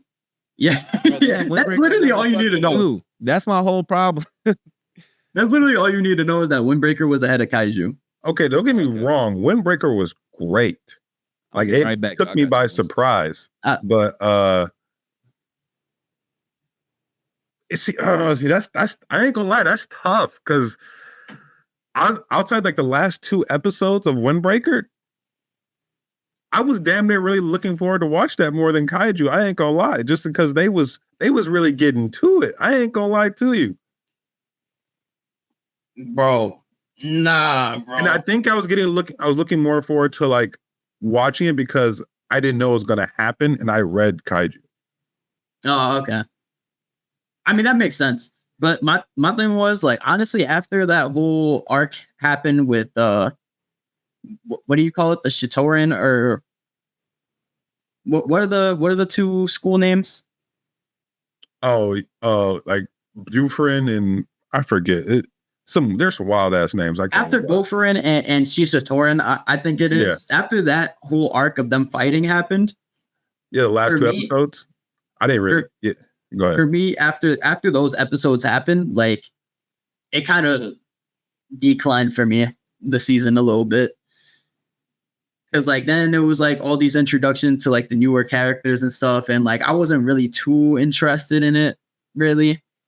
They showed like that one fight scene, I believe, with the one dude with the girl. That was cool, but other than that, like I don't know, I wasn't really engaged after that whole Shisatoran versus Bofrin. Bofrin fight or arc. I mean, that's valid. I can see that because like it didn't really have like the craziest finale. The finale damn near ended like episode 9 or 10. So I feel you. Yeah. So which one y'all talking about? Windbreaker. Oh, okay. Yeah, there's no way in hell that Windbreaker should be number 2. I'm sorry. Alex, I'm not even fucking sorry. After a while, that shit was ass. Like, not ass, but like, it just wasn't like. I think. Say ass. All right, we stand on business today. That shit was ass. I'm sorry. Windbreaker had a really good start, and it had the bones to be a really good anime. And maybe the manga gets better. I'm gonna give it a chance because I am locked in at the end of the day. But like the first few episodes, okay, great. They gave us great animation. They gave us great choreography. So it's like, boom, we're about to have a fighting anime, like a delinquent anime that's going to be a lot of fighting. So you already know, since it's a delinquent anime, you already know how the character development is going to go with that type shit. So like the more you watch, the more it's like, okay, when they're not fighting, I don't give a fuck about what's going on. I'm sorry. It didn't like nothing like made me care about their backstories. Like they were cool, I guess, but not cool enough for me to see it number 2 on the anime ranking list for the season when you have, let's see, Kaiju number 8. There's no way in hell it should be 4 spots over Kaiju number 8 at number 6. The Demon Slayer Hashira arc, I get like, compared to Demon Slayer in the past, it's not the most hype season, the most lit season. But at the end of the day, they did way more in that slow season of Demon Slayer than they did in Windbreaker. Like, they added on to so many of our characters' backstories that we didn't get in the manga. You feel me? Like, don't get me wrong, it was slow, but it was still kind of like engaging. Like we got to see like a little bit more Giyu. You feel me? We got to like learn about some of like the like Iome, you know what I mean? All right, fuck it. All right. The last episode was better than everything we saw in Windbreaker. I'll just say that last episode, Marcus. I see your face. Fuck it. That last episode was better than the whole season of Windbreaker. Y'all all can suck my dick. I don't give a fuck. Not y'all, but anybody that doesn't agree with me. Reincarnated as Seven Prince. I ain't watched that shit. That looked a little weird. The Black Butler Public School arc was actually really good. I thought it could be a little bit higher. I wouldn't necessarily put it above Windbreaker, but there's no way Windbreaker should be number 2. Data Live V, I don't know what the fuck. I think that's that horny ass anime. I never saw it, but like the clips I saw always kind of mind. Wait, is that like the sister like going on top of like the brother or something?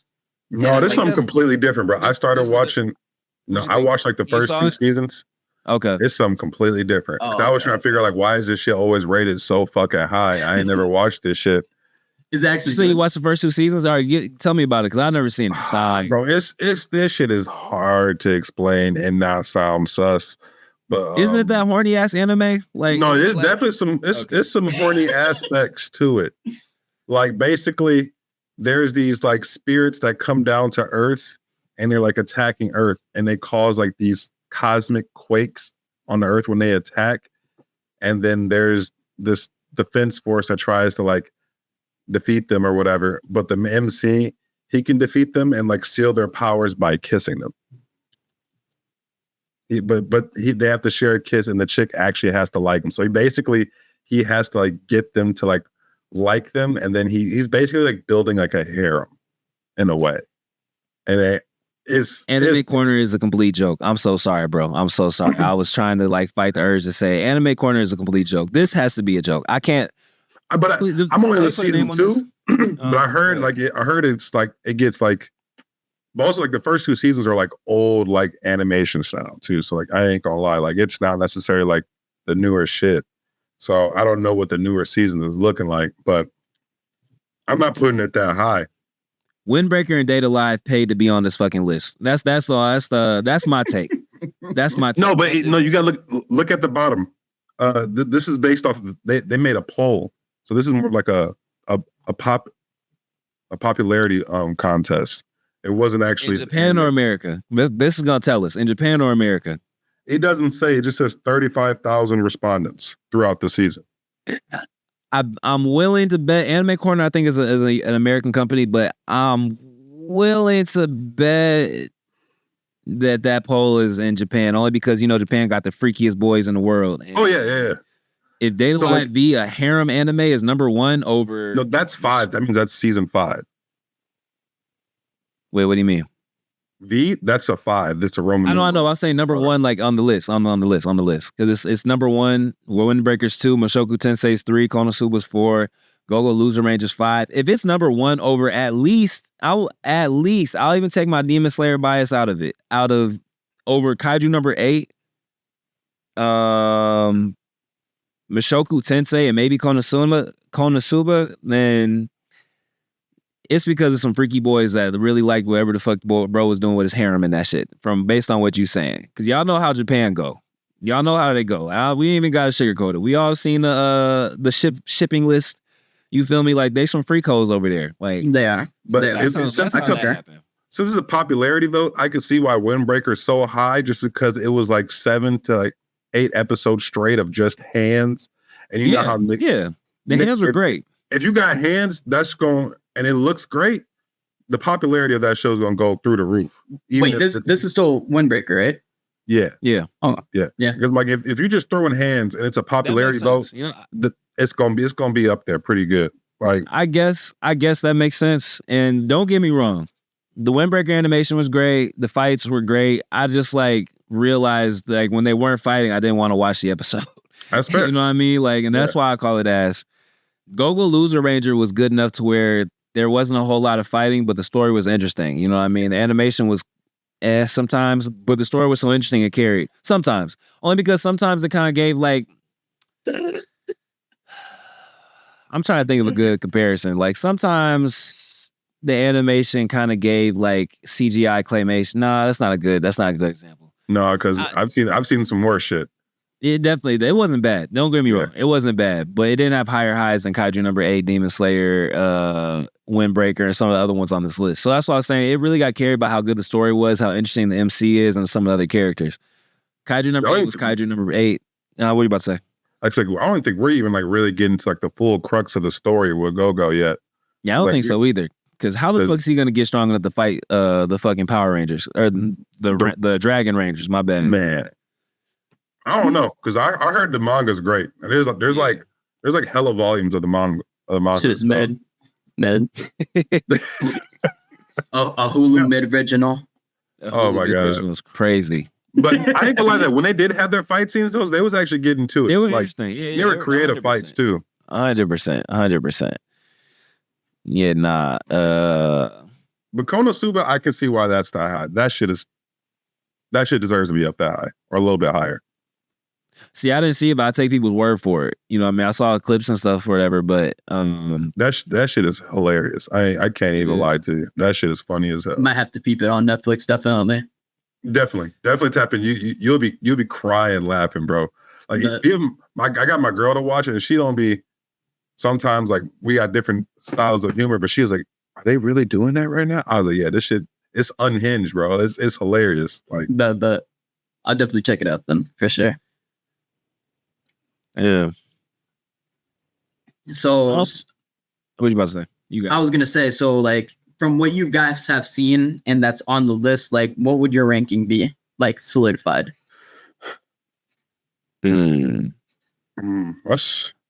Hold on a second. I'm looking farther down. They actually put One Piece on the list. So let me see. Unnamed Memories here. That shit's actually good. I can't even lie to you. My Hero season 7 technically made the list. Delicious in Dungeons is good. I heard that was like a really good, like people are saying that was probably like the best anime adaptation, like new anime adaptation of this year's, like besides Frieren. Yeah. It's on Netflix too. That was really good. I haven't seen it, but it looks really good. Like I've seen the trailer and stuff, and like it's some cool shit, bro. I ain't gonna lie. I gotta watch it. I guess for me, I don't see how any in the top 5 are better than Kaiju number 8. So of course I didn't see Konosuba. I mean, I'm familiar with Masoku Tensei, but I didn't actually watch season 2, part 2. So those are caveats. And if somebody has something to go against that, that's cool. Yo, Kaiju number 8 should be higher. That's gonna be. I can give you my top 5 without their exact order. My top 5 that I watched: Kaiju number 8, Go-Go, Loser, Ranger. I'll put One Piece in there because One Piece had probably one of the best episodes of the year during that season, so that's 3. I'll put Windbreaker. After talking all that shit, I would put Windbreaker in my top. Listen. Y'all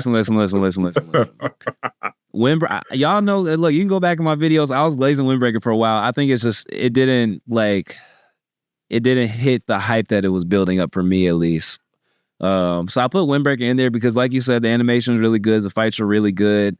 It just almost seemed like empty calories, Yeah. So I'll put it in my top 5. It'll probably be my number 5 for the spring season. A sleeper though that was really good was Black Butler Public School arc. That was really good. Y'all should check it out if y'all got a chance to. And I'm gonna put Demon Slayer in it. I really enjoyed the Hashira training arc a lot more than I thought it would. So. Okay, I enjoyed the Hashira finale. Jay really riding for Demon Slayer. I respect it. He caught a bag off of Demon Slayer. He got a. Hey, listen. I've always liked Demon Slayer. I was never like a meat writer like this, but the Hashira training arc was really well done to me. Like it was very concise. They added to it, but they didn't add too much. It wasn't like they dragged it or tried to stretch it out. And the parts they added were probably the best parts of it. So, yeah, I'm rocking with Demon Slayer. They did that. So, it's a fair assessment. Yeah, that is fair. What about y'all? What's y'all top 5 for the spring season? Go ahead, Mark. From the ones that I watched, I'd probably say Kaiju number 8 is kind of solidified at my 1 spot. Yeah. Just because everything, like that whole season was just crazy. It's cliffhanger after cliffhanger number 8, basically. Literally, bro. Go ahead. But yeah, I thought it was like, that's perfect. Then I'll probably say maybe, I low-key might have to throw Mushoku Tensei at the 2. Because even though Mushoku had like a lot of like building up and story progression and like a lot of just like character development, when that shit peaked, Mushoku Tensei peaked, bro. Like, on Father's Day, that Father's Day episode was probably the most insane Father's Day episode like ever released for anime. Ever. What happened? Ever. I wasn't even hip. He lost his dad, man. Oh, shit. And they postponed that episode by a week just for it to correlate with Father's Day. Yeah, I like that. I ain't gonna lie. I kind of like that. That's hard. And like the animation to that fight scene was clean, bro. They were nuts. Bro, his dad lost like a peak fight. No, his dad died. No, his dad died in the debrief. Okay. I was gonna say that's even crazier. Okay. I'm with you. I got tap in. But Mushoku Tensei probably got to go in the 2 spot for me. So Kaiju number 8, Mushoku Tensei. I'll probably say Windbreaker after that. And then the Demon Slayer Hashira training arc. And then this is from what I watched too, by the way. And then actually no, I'll move My Hero Academia up to the 3rd spot, Windbreaker, and then the Hashira training arc. Okay. We're doing top 5s, right? Yeah, 5. Yep. All right. I'm giving Jobless number 1. Not mad at it. Konosuba number 2 for me. Okay. Kaiju number 3. Go number 4. And then I'm probably gonna put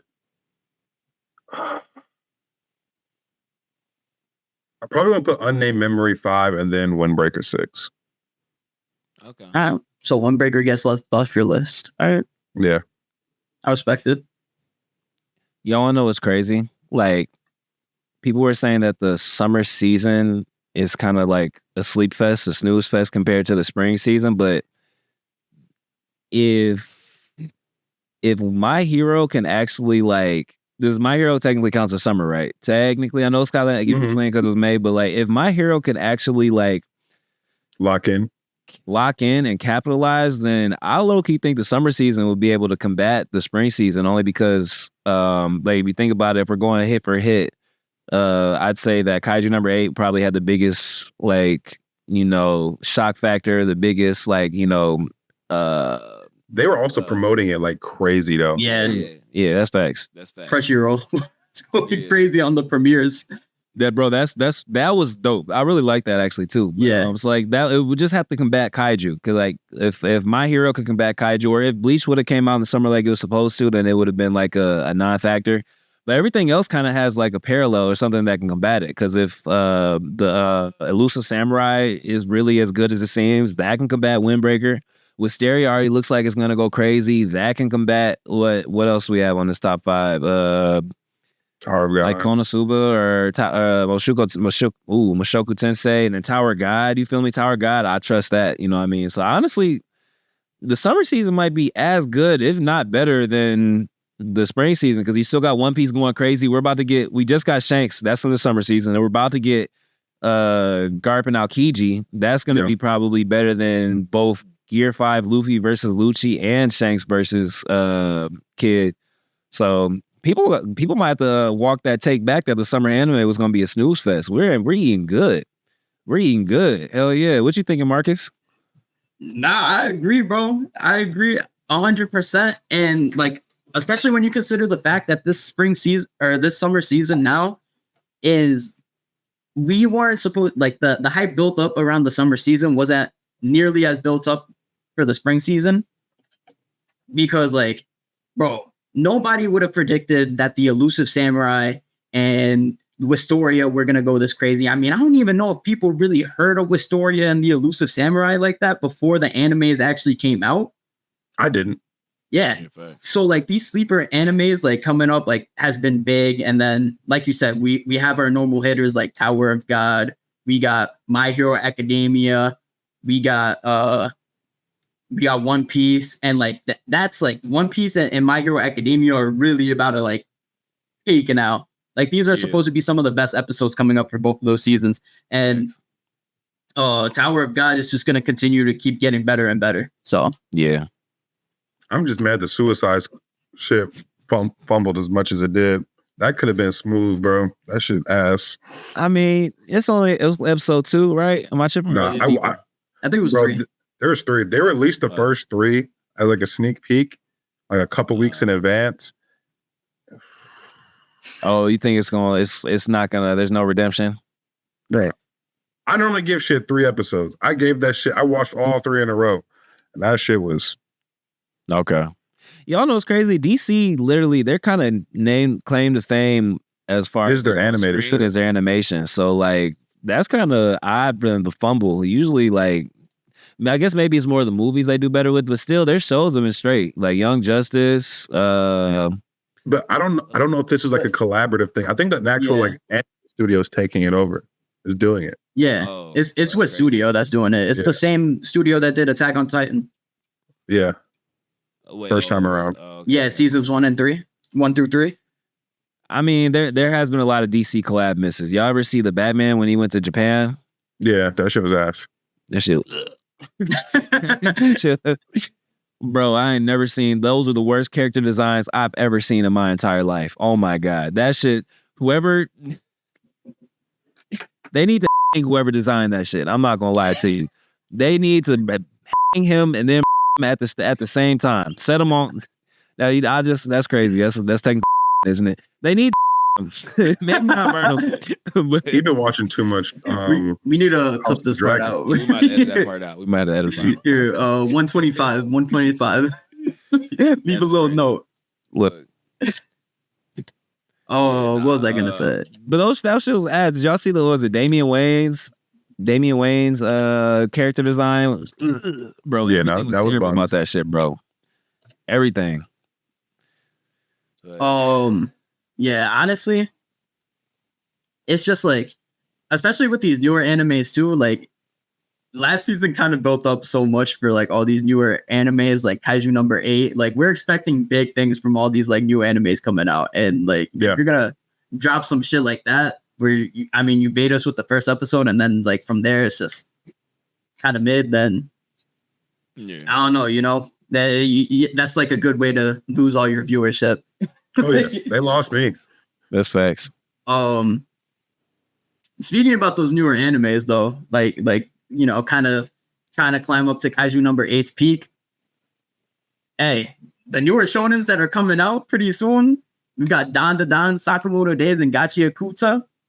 Bro, I don't know. It looks like some of them might be able to surpass Kaiju number 8 when I look at some of the staff behind who's making these animes. Like Dandadan, they have the same director as the man that directed Devilman Crybaby.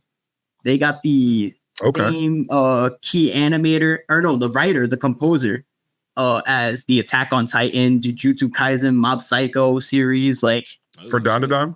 Yeah, for Dandadan. And I mean, he's a great writer. I mean, he fixed a lot of the issues that Attack on Titan had for season 4, especially the ending to it, because people in the manga were like trashing on it, but they were saying that the anime did such a better job with the writing for the ending. A little bit better detail. Yeah.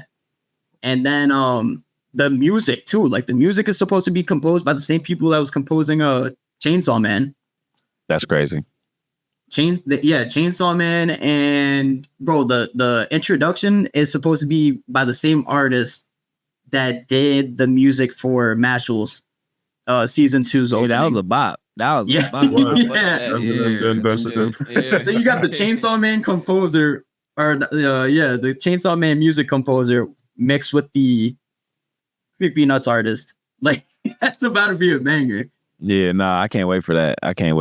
Yeah, it looks like they're about to cook. Sakamoto Days is really building up in like popularity now too, after that trailer dropped and after it kind of had a lot of back and forth with the JJK community. You know what I mean? Like I think, look, the beautiful thing about anime is I feel like we will be able to eat forever. Like, there's so much material, like, and these adaptations are getting adaptations. These baptisms are getting so much better, so much better. Like every year, like, it's only a matter of time for something can maybe surpass Attack on Titan. We put Kaiju number 8, but maybe we should start looking towards like the GOAT. Like Attack on Titan might be like at least the most critically acclaimed anime of all time. You know what I mean? Like, I can't wait to see something reach that height again.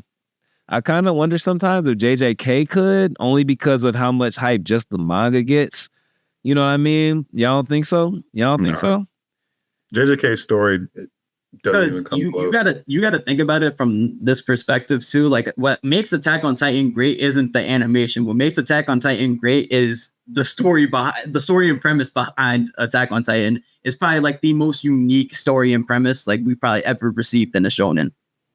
I agree. I wasn't only talking about animation because that's what I was saying. Like the manga, like just for JJK has reached like a really high peak of popularity, like for the manga, like not even the anime. Like all the shit that was trending last year was from the manga, like Gojo's whatever. I don't want to spoil it for anybody. Like I'm just saying, like I feel like it possibly could, only because like Gojo.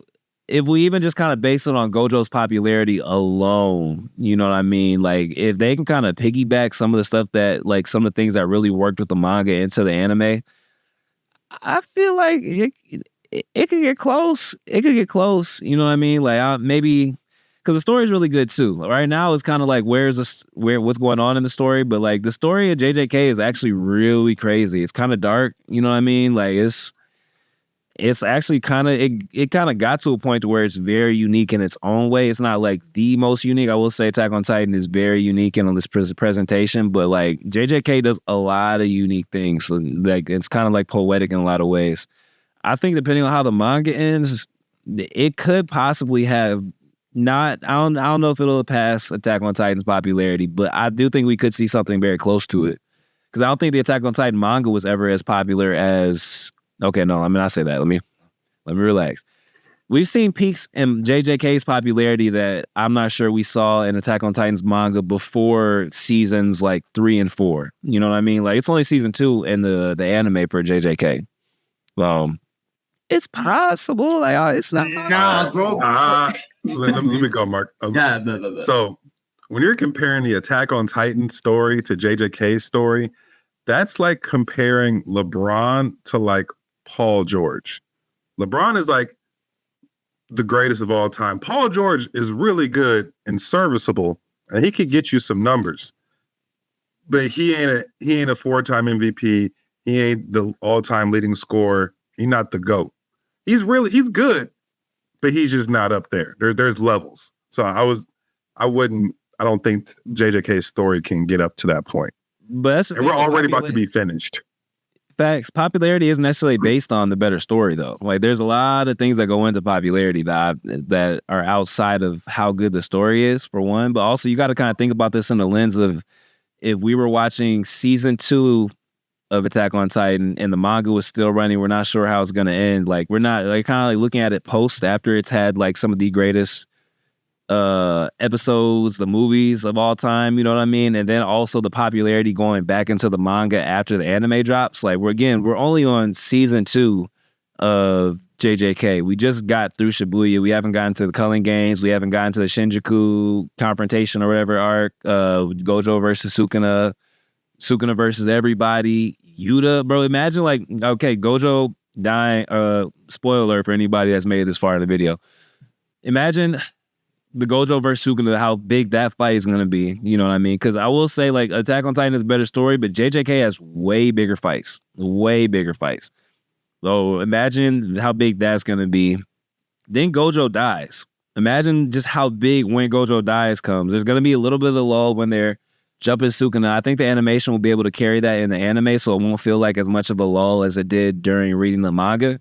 And then we have Yuji starting to cook. We have Yuta come back in Gojo's body, which is kind of like some Frankenstein level type shit of how dark it is. You'll see Yuta's body. You'll see Gojo's body reanimated type shit. And then however the story ends, we haven't even reached the climax yet. You know what I mean? So I feel like there's the potential. It would be a different way. It wouldn't be the same way that Attack on Titan did it. But in its own way, I really do feel like it could reach Attack on Titan's popularity.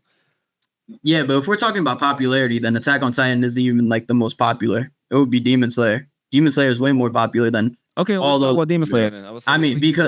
Honestly, I don't see JJK in any way surpassing Demon Slayer's popularity after what it did that 2021 year when Demon Slayer season 1 came out and then the Mugen Train arc came out. I mean, to have the top grossing manga or anime movie ever, along with the most sold manga of all time in a single year, selling 92 million copies. Like, do you know how insane 92 million copies being sold actually is?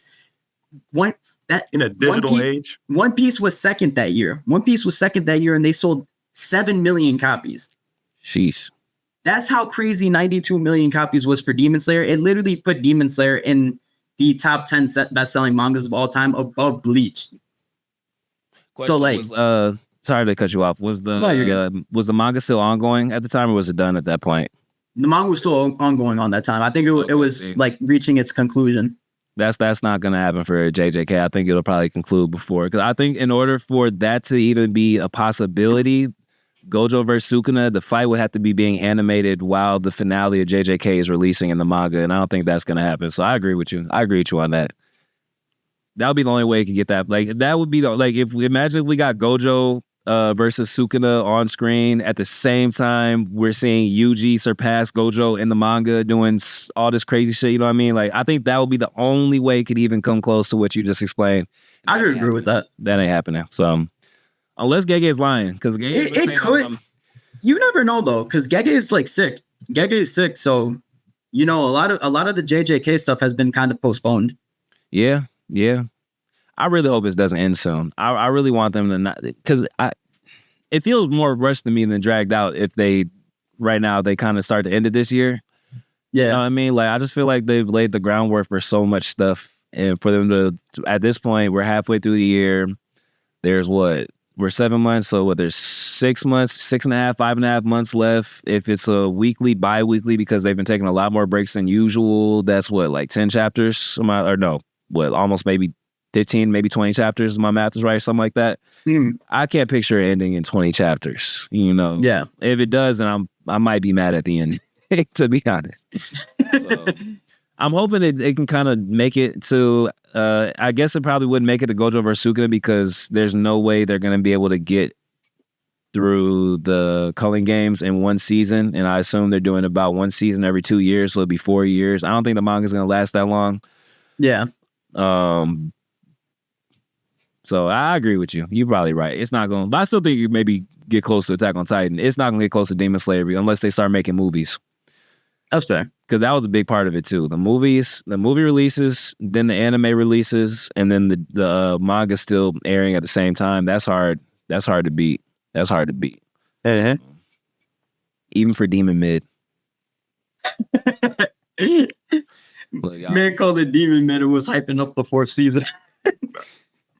And that is crazy. It's so funny, like when you see somebody's loyalties to a show, like, because we all like the same shit, no matter. Like, we might talk about One Piece versus Naruto, but we all like them both at the end of the day. Well, yeah, Ken doesn't like One Piece, but it'd be funny when it's time to draw that line. You got to pick a side. You're like, man, fuck One Piece. One Piece had the greatest episode at 20. Like, you know what I mean? Facts.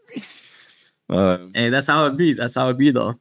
Yeah, facts. Like if like somebody had to compare Boruto and Kagurabachi, then I might have to slide. I have to slide myself to Kagurabachi. So. Hey Marcus, I can see a possible future with my observation hockey, where we might have to go at it with some of this Boruto and Kagurabachi shit. Cause I've been seeing the side you be picking when the stance comes up. I'm just letting you know. Switching up on the young lord is crazy. I understand, because I really like Chihiro myself. But if it ever comes to a time where we gotta pick a side, it's gonna be real. It's gonna get real shiesty. You know what I mean? I'll say it like this. Boruto is better, but actually, I'll say it like this. Boruto has better peaks, but Kagurabachi is more consistent with it. But we'll see. We're only like 40 chapters in right now. We'll see how consistent. People be forgetting. I mean, through the first 40 chapters, Kagurabachi's first 40 chapters is better than Boruto. I'll say it right now. Boruto's first 10 chapters are a Momoshiki arc. Like that's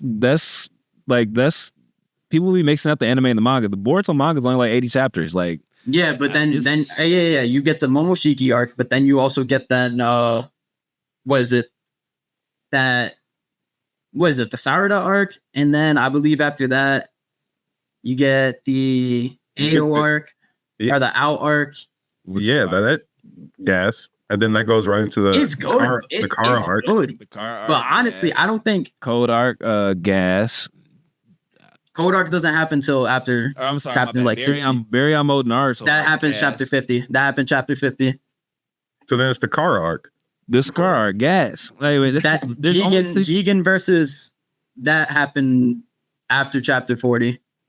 Hold on, we're about to look the arcs. Okay, so here it is. Bro, I know this shit by like. Now here it is. It's the Momoshiki arc. Then it goes to the Mujina Bandits arc. Then the Owl arc. Then the Kawaki arc. Then the Cold Assault arc. Then the Omnipotence arc. It's only 6 arcs. That's extremely concise. Yeah. So all right. So let's cut it all. Let's cut it because it goes from the Kara arc. If we're going more detail, it goes from Kara arc to Ishiki. Fire to fire. And Ishiki is post 50 though, with Baryon mode and stuff. Kagurabachi's the current arc that's going on in Kagurabachi is better than all those other arcs.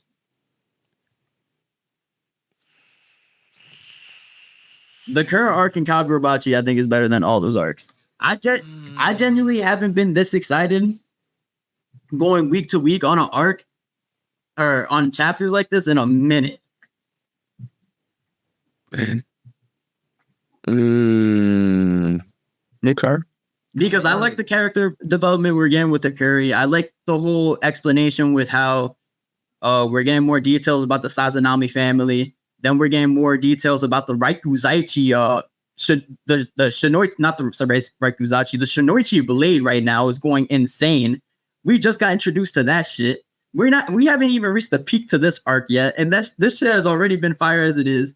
Kuro Sazanami has been a insane villain, terrible father, goated as hell though. Wait, hold on though. But Boruto chapters are what, 30, 40 pages? So 10 chapters from the Momoshiki arc to be 10 chapters. You feel me? That's kind of like 20 chapters in Kagurabachi World, almost 30 chapters in Kagurabachi World. I don't think the first arc is better than the versus Momoshiki arc. Bro, the Momoshiki arc is good, but like it's not even getting to like the actual like. No, I respect Marcus's prime glazing right now. I respect it. Bro, it's not even that I'm glazing. It's just the Momoshiki arc. Like, what can we really say? Like, all right, Momoshiki arc. We had Boruto. We kind of see Boruto being bratty towards his father for good reasons. Momoshiki has a cool design. He's dope as fuck, but we really don't really know that much of Momoshiki's intentions yet. It's a lot of foreshadowing with Momo. Yeah. I mean, it's cool that we got to see Naruto and Sasuke throw hands with Momoshiki. That was really good, but also I think you got the Chunin exams. That was pretty cool. So you got to see Gaara's kids. Yeah, but all those fights weren't really like that captivating, in my opinion. I mean, the most captivating ones were honestly Boruto, because Boruto, you see him cheating his way into becoming a shinobi, and then he kind of gets that opportunity yanked away from him when Naruto says you're not a shinobi because you cheated. And then like we kind of like see Boruto's growth into becoming a shinobi, like a true shinobi. Already, you just named way more plot points than we've gotten in Kagurabachi. Bro, the only reason why I can name those plot points is because we see what happens in the later chapters to know why Boruto. But even if we cap it off, so okay, so far we got Boruto being bratty, whatever, cool. We get the Chunin exams where we get to see the fights. Okay, that's one thing because everything's not about the fights, but we got to see a little bit more of the current world building. We got to see Shinki versus Boruto. We got to see Sarada versus where the fuck she fought. Who did she fight? That puppet? You don't even remember who she fought. You don't even remember who she fought. It wasn't that memorable if you don't remember who she fought.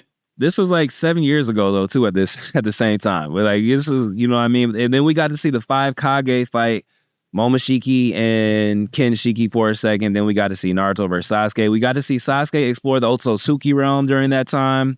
What else do we get to see? Because that's where we first found out that there's there's the other Otsutsuki, whatever, that dimension, that pocket dimension where the 10 tails is, whatever. Yeah. Like, that was really cool and interesting. Like, it's a different kind. Go ahead.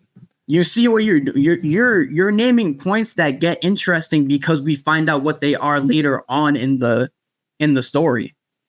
But that stuff was interesting then because think about it. We're just introduced to a whole new world in Boruto. We find out there are more Kaguya's coming. You know what I mean? So that's interesting by itself, even if you don't know what's coming. So if I just picture it like I did when I didn't know shit about what's going on. It's like, damn, Kaguya was already a threat that they could barely beat, and there's 5 more of them. We just found that out from Sasuke going to the Otsutsuki dimension. We didn't know what it was. We just knew that there was more of them. And then we finally get to see them fight, and it takes all the Kage, Naruto, Sasuke, and a father-son Rasengan to actually beat Momoshiki, to which Momoshiki says, I've seen your future, and that shit is ass. You feel me? That's interesting. We don't know what the future's gonna be. We know shit's about to get crazy. You know what I mean? Like I think they're comparable. At least I feel like the Momoshiki arc just hit a whole more angles than what the Kagurabachi's first arc has hit so far. No did he. But I'm not mad at what you're saying because it hasn't fired and it hasn't missed. And I mean, yeah, but then you said, all right, you say Kagurabachi has no plot points, but no. I not know, but I'm saying the Momoshiki arc hit more plot points than Kagurabachi so far. But the only reason why it hit that many plot points is because we see how those plot points come to their conclusions. Okay, it introduced more plot points than what's the difference? Yeah, you're saying it introduced more plot points, but how can we say something introduces more plot points if we don't know how those plot points actually set up to be in the future? Okay, we find out. So at first we had the ninja tools versus so technology versus technology versus the ninja way. We have Naruto, we have Sarada and Sasuke, we have Naruto and Boruto. Boruto growing through the Chunin exams. We get the Chunin exams. We also have there's an otherworldly threat. Though at that point, there's already 4. Those are 4 points that have already been set up so far within the Momoshiki arc. Like we don't not even knowing how that would those are going to pan out. Those are still incredibly interesting points, and those are part of it too is Boruto had more characters to work with. And also, it had a head start over Kagurabachi because the world was pretty much already built. They just had to reintroduce the new developments. So, I mean, I'll give Kagurabachi points in that department because they're starting completely fresh. So, in that way, it's almost kind of hard to even compare it to the Momoshiki arc because the Momoshiki arc didn't have to introduce who Naruto's dad or Boruto's dad was because we already knew who Boruto's dad was. They didn't have to introduce who Sarada's dad is because we knew who that was, the way they had to introduce Chihiro's dad. And they keep showing us little glimpses of who Chihiro's dad was over the last 30 chapters. So I guess it's not necessarily fair for Kagurabachi, but at the same time, there's just so much more ground covered in the Momoshiki arc compared to what we've gotten so far. You know what I mean? In this episode, I'm back and forth. Hold on. Yeah, but also in the Kagurabachi arc, you also have what Chihiro's father is also what was his goals and what was his intentions in making these actual blades. And then you see that struggle with Chihiro actually when he battles Sojo, you don't know what side he's actually on. You kind of see Chihiro's development and how he wants to tackle the enchanted blades because he's all about in the first chapter being about on his revenge arc, being on his revenge journey. But as he goes on and kills certain people, you kind of see him be emotionally impacted by it. You get the introduction. You get the introductions to the Kamunabi. What are they really about? What are their intentions? What are their goals? We get introduced to the Sazanami clan who are supposed to be protecting the Raikuzaichi. We actually haven't even been introduced to what the actual Raikuzaichi is.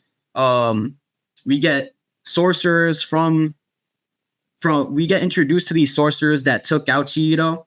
And the guy says, oh, yeah, I'm the person responsible for killing your father. But when you actually go back and look at who killed Chihiro's father, he wasn't even the main one that was actually there, but we see him have that conversation with the dude. So we're like, how are they connected? We get introduced to the wielder of the Shinoichi blade, and we see him kind of take over Kyora's body. We still don't even know really what are the abilities of the Shinoichi blade, and it's kind of left in kind of a vague manner just because Chihiro's dad also said, yeah, I kind of put the Shinoichi blade like nobody should be able to touch that. And the reason that is because the Shinoichi Blades powers are like true horror, and it makes you also. There's so much lore involved in Kagurabachi too, because what made Chihiro's father develop a blade that powerful to take out the sorcerers that they must have been fighting in the previous war, especially when you have like powerhouses like Shiba already as it is. You got powerhouses like Hiyuki. Like what were they up against in that war? So there's already a lot of lore in Kagurabachi too. And there's world building too in Kagurabachi too, with like I said, the Kamunabi, the Sazanami. Yeah. Tight shit. You cooked. I ain't gonna lie to dick, but get him past my young little Boruto, bitch. Fuck all that.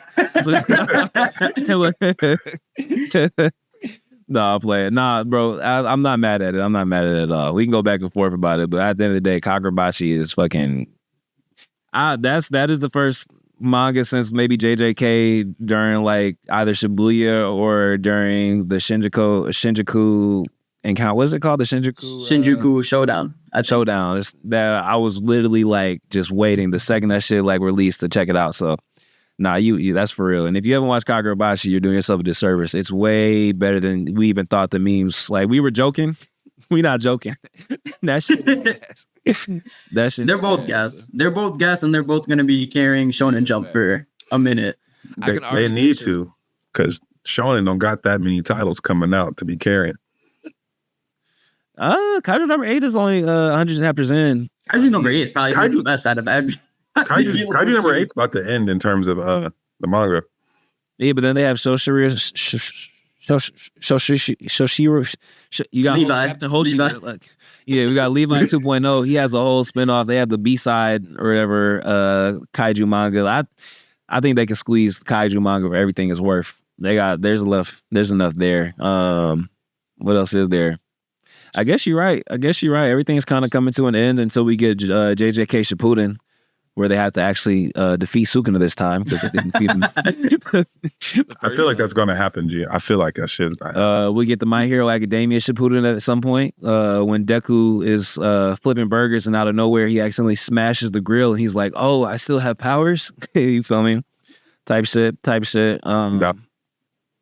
Sakamoto is still cooking, right? Am I tripping? Yeah. Done. No, it's still going. Shonen, hey, look, Shonen Jump. Shonen's in a good spot. They in a good spot. Honestly, I think we're like in like a golden age of Shonen, low key. We are. I think it's because it's not the highest of highs like let's say like the big 3 was, but there are so many good titles on Shonen right now. There's like at least 10 off the top of my head that I can name that are going crazy. New and old. Yeah, new and old. Ken wants manga to die out so bad so that he can reign his mind. No, bro, I wholeheartedly. Ken wants manga to die so bad. No, I ain't gonna lie. I've been reading a lot of light novels too, though. But I'm looking at them, I'm like, it's just okay, like because a lot of the newer ones are just short. Like it's gonna be kind of hard to milk them. Like you can milk My Hero because it's 400 something chapters. You can milk. You can't really milk too much else because everybody else is like 200, maybe 250, and that's it. Question, Ken. Did Webtoon, they send you a check or something? Did they? No, not yet. Not yet. It's coming. That endorsement deal. They're like, all right, so all you have to do is shit on manga, get people to come over to manga, tell them to download this app. And no, I was thinking about that, like even from the get-go, because I'm like, all right, JJK is kind of coming to an end. Fire Force is done. My Hero's finishing. Black Clover's finishing. I'm trying to. I'm like, what's going to really take it over? I'm like, all right, we got Kagurabachi, but it's still pretty infant, and we got some of these other 3 that are coming out, but that's only like 3. They got Shonen. They need to like either some of these. They got to do more research on finding better people to make some more stories. Or I don't know, because it's going to be kind of hard just to only push 3 going for like the next 5 to 10 years. What I want you to do is to go Google any Shonen Jump cover. Any Shonen Jump cover. and you will see 100 characters. No, I know, but they also like cut them. They like stop the productions of half of them within like 5 to 10 chapters. A lot of them don't even make it past that many chapters. Like they cut them all the time.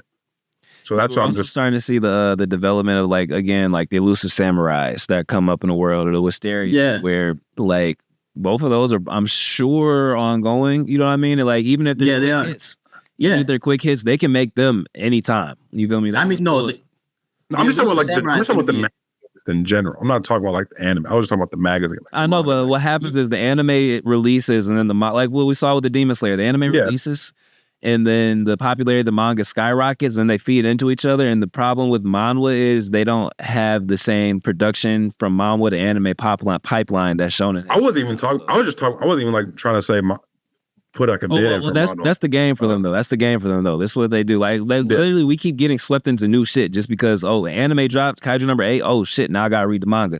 Manga's done, but we got a new anime. You know what I mean? Like it's.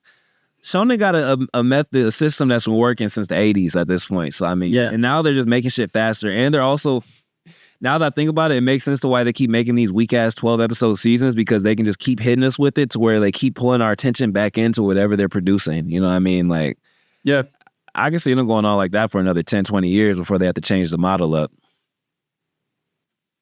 I guess. I want them to just. I just want more quality shit coming from them. I don't know. Ken not gonna lose that endorsement. Ken not losing that webtoon. Yo, Ken is D1 hating right now. Because not a lot of them just haven't really been catching my attention for real. Like after like Kaiju, like a lot of them I haven't really been like. I don't really have the urge to go read Sakamoto Days, and I really don't until the anime comes out and you like, hold on.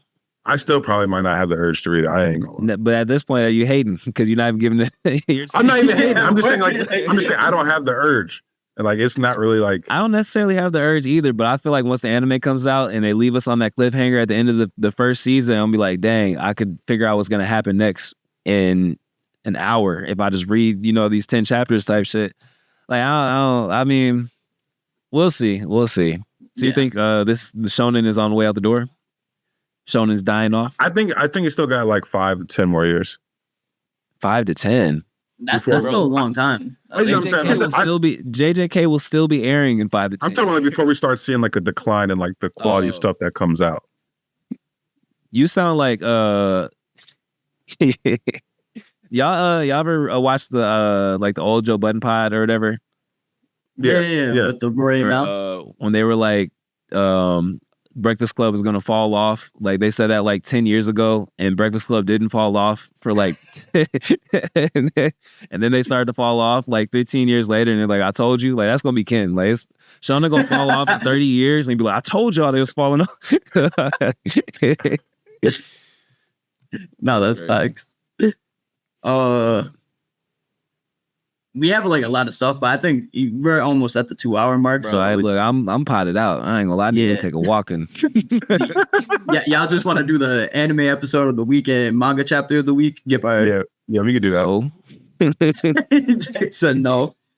No, I'm playing. Y'all go first. Let me adjust these. I'll probably say anime episode of the week. I'll probably give to Illusive Samurai. That, like I said, that animation and art style was just beautiful, man. Like really fucking peak, top tier. Manga chapter of the week. JJK had a really good chapter. Yeah, I did enjoy JJK a lot. JJK did have a really good chapter. But honestly, I think I still give it to my boy Kagurabachi. Of course. That ending was crazy.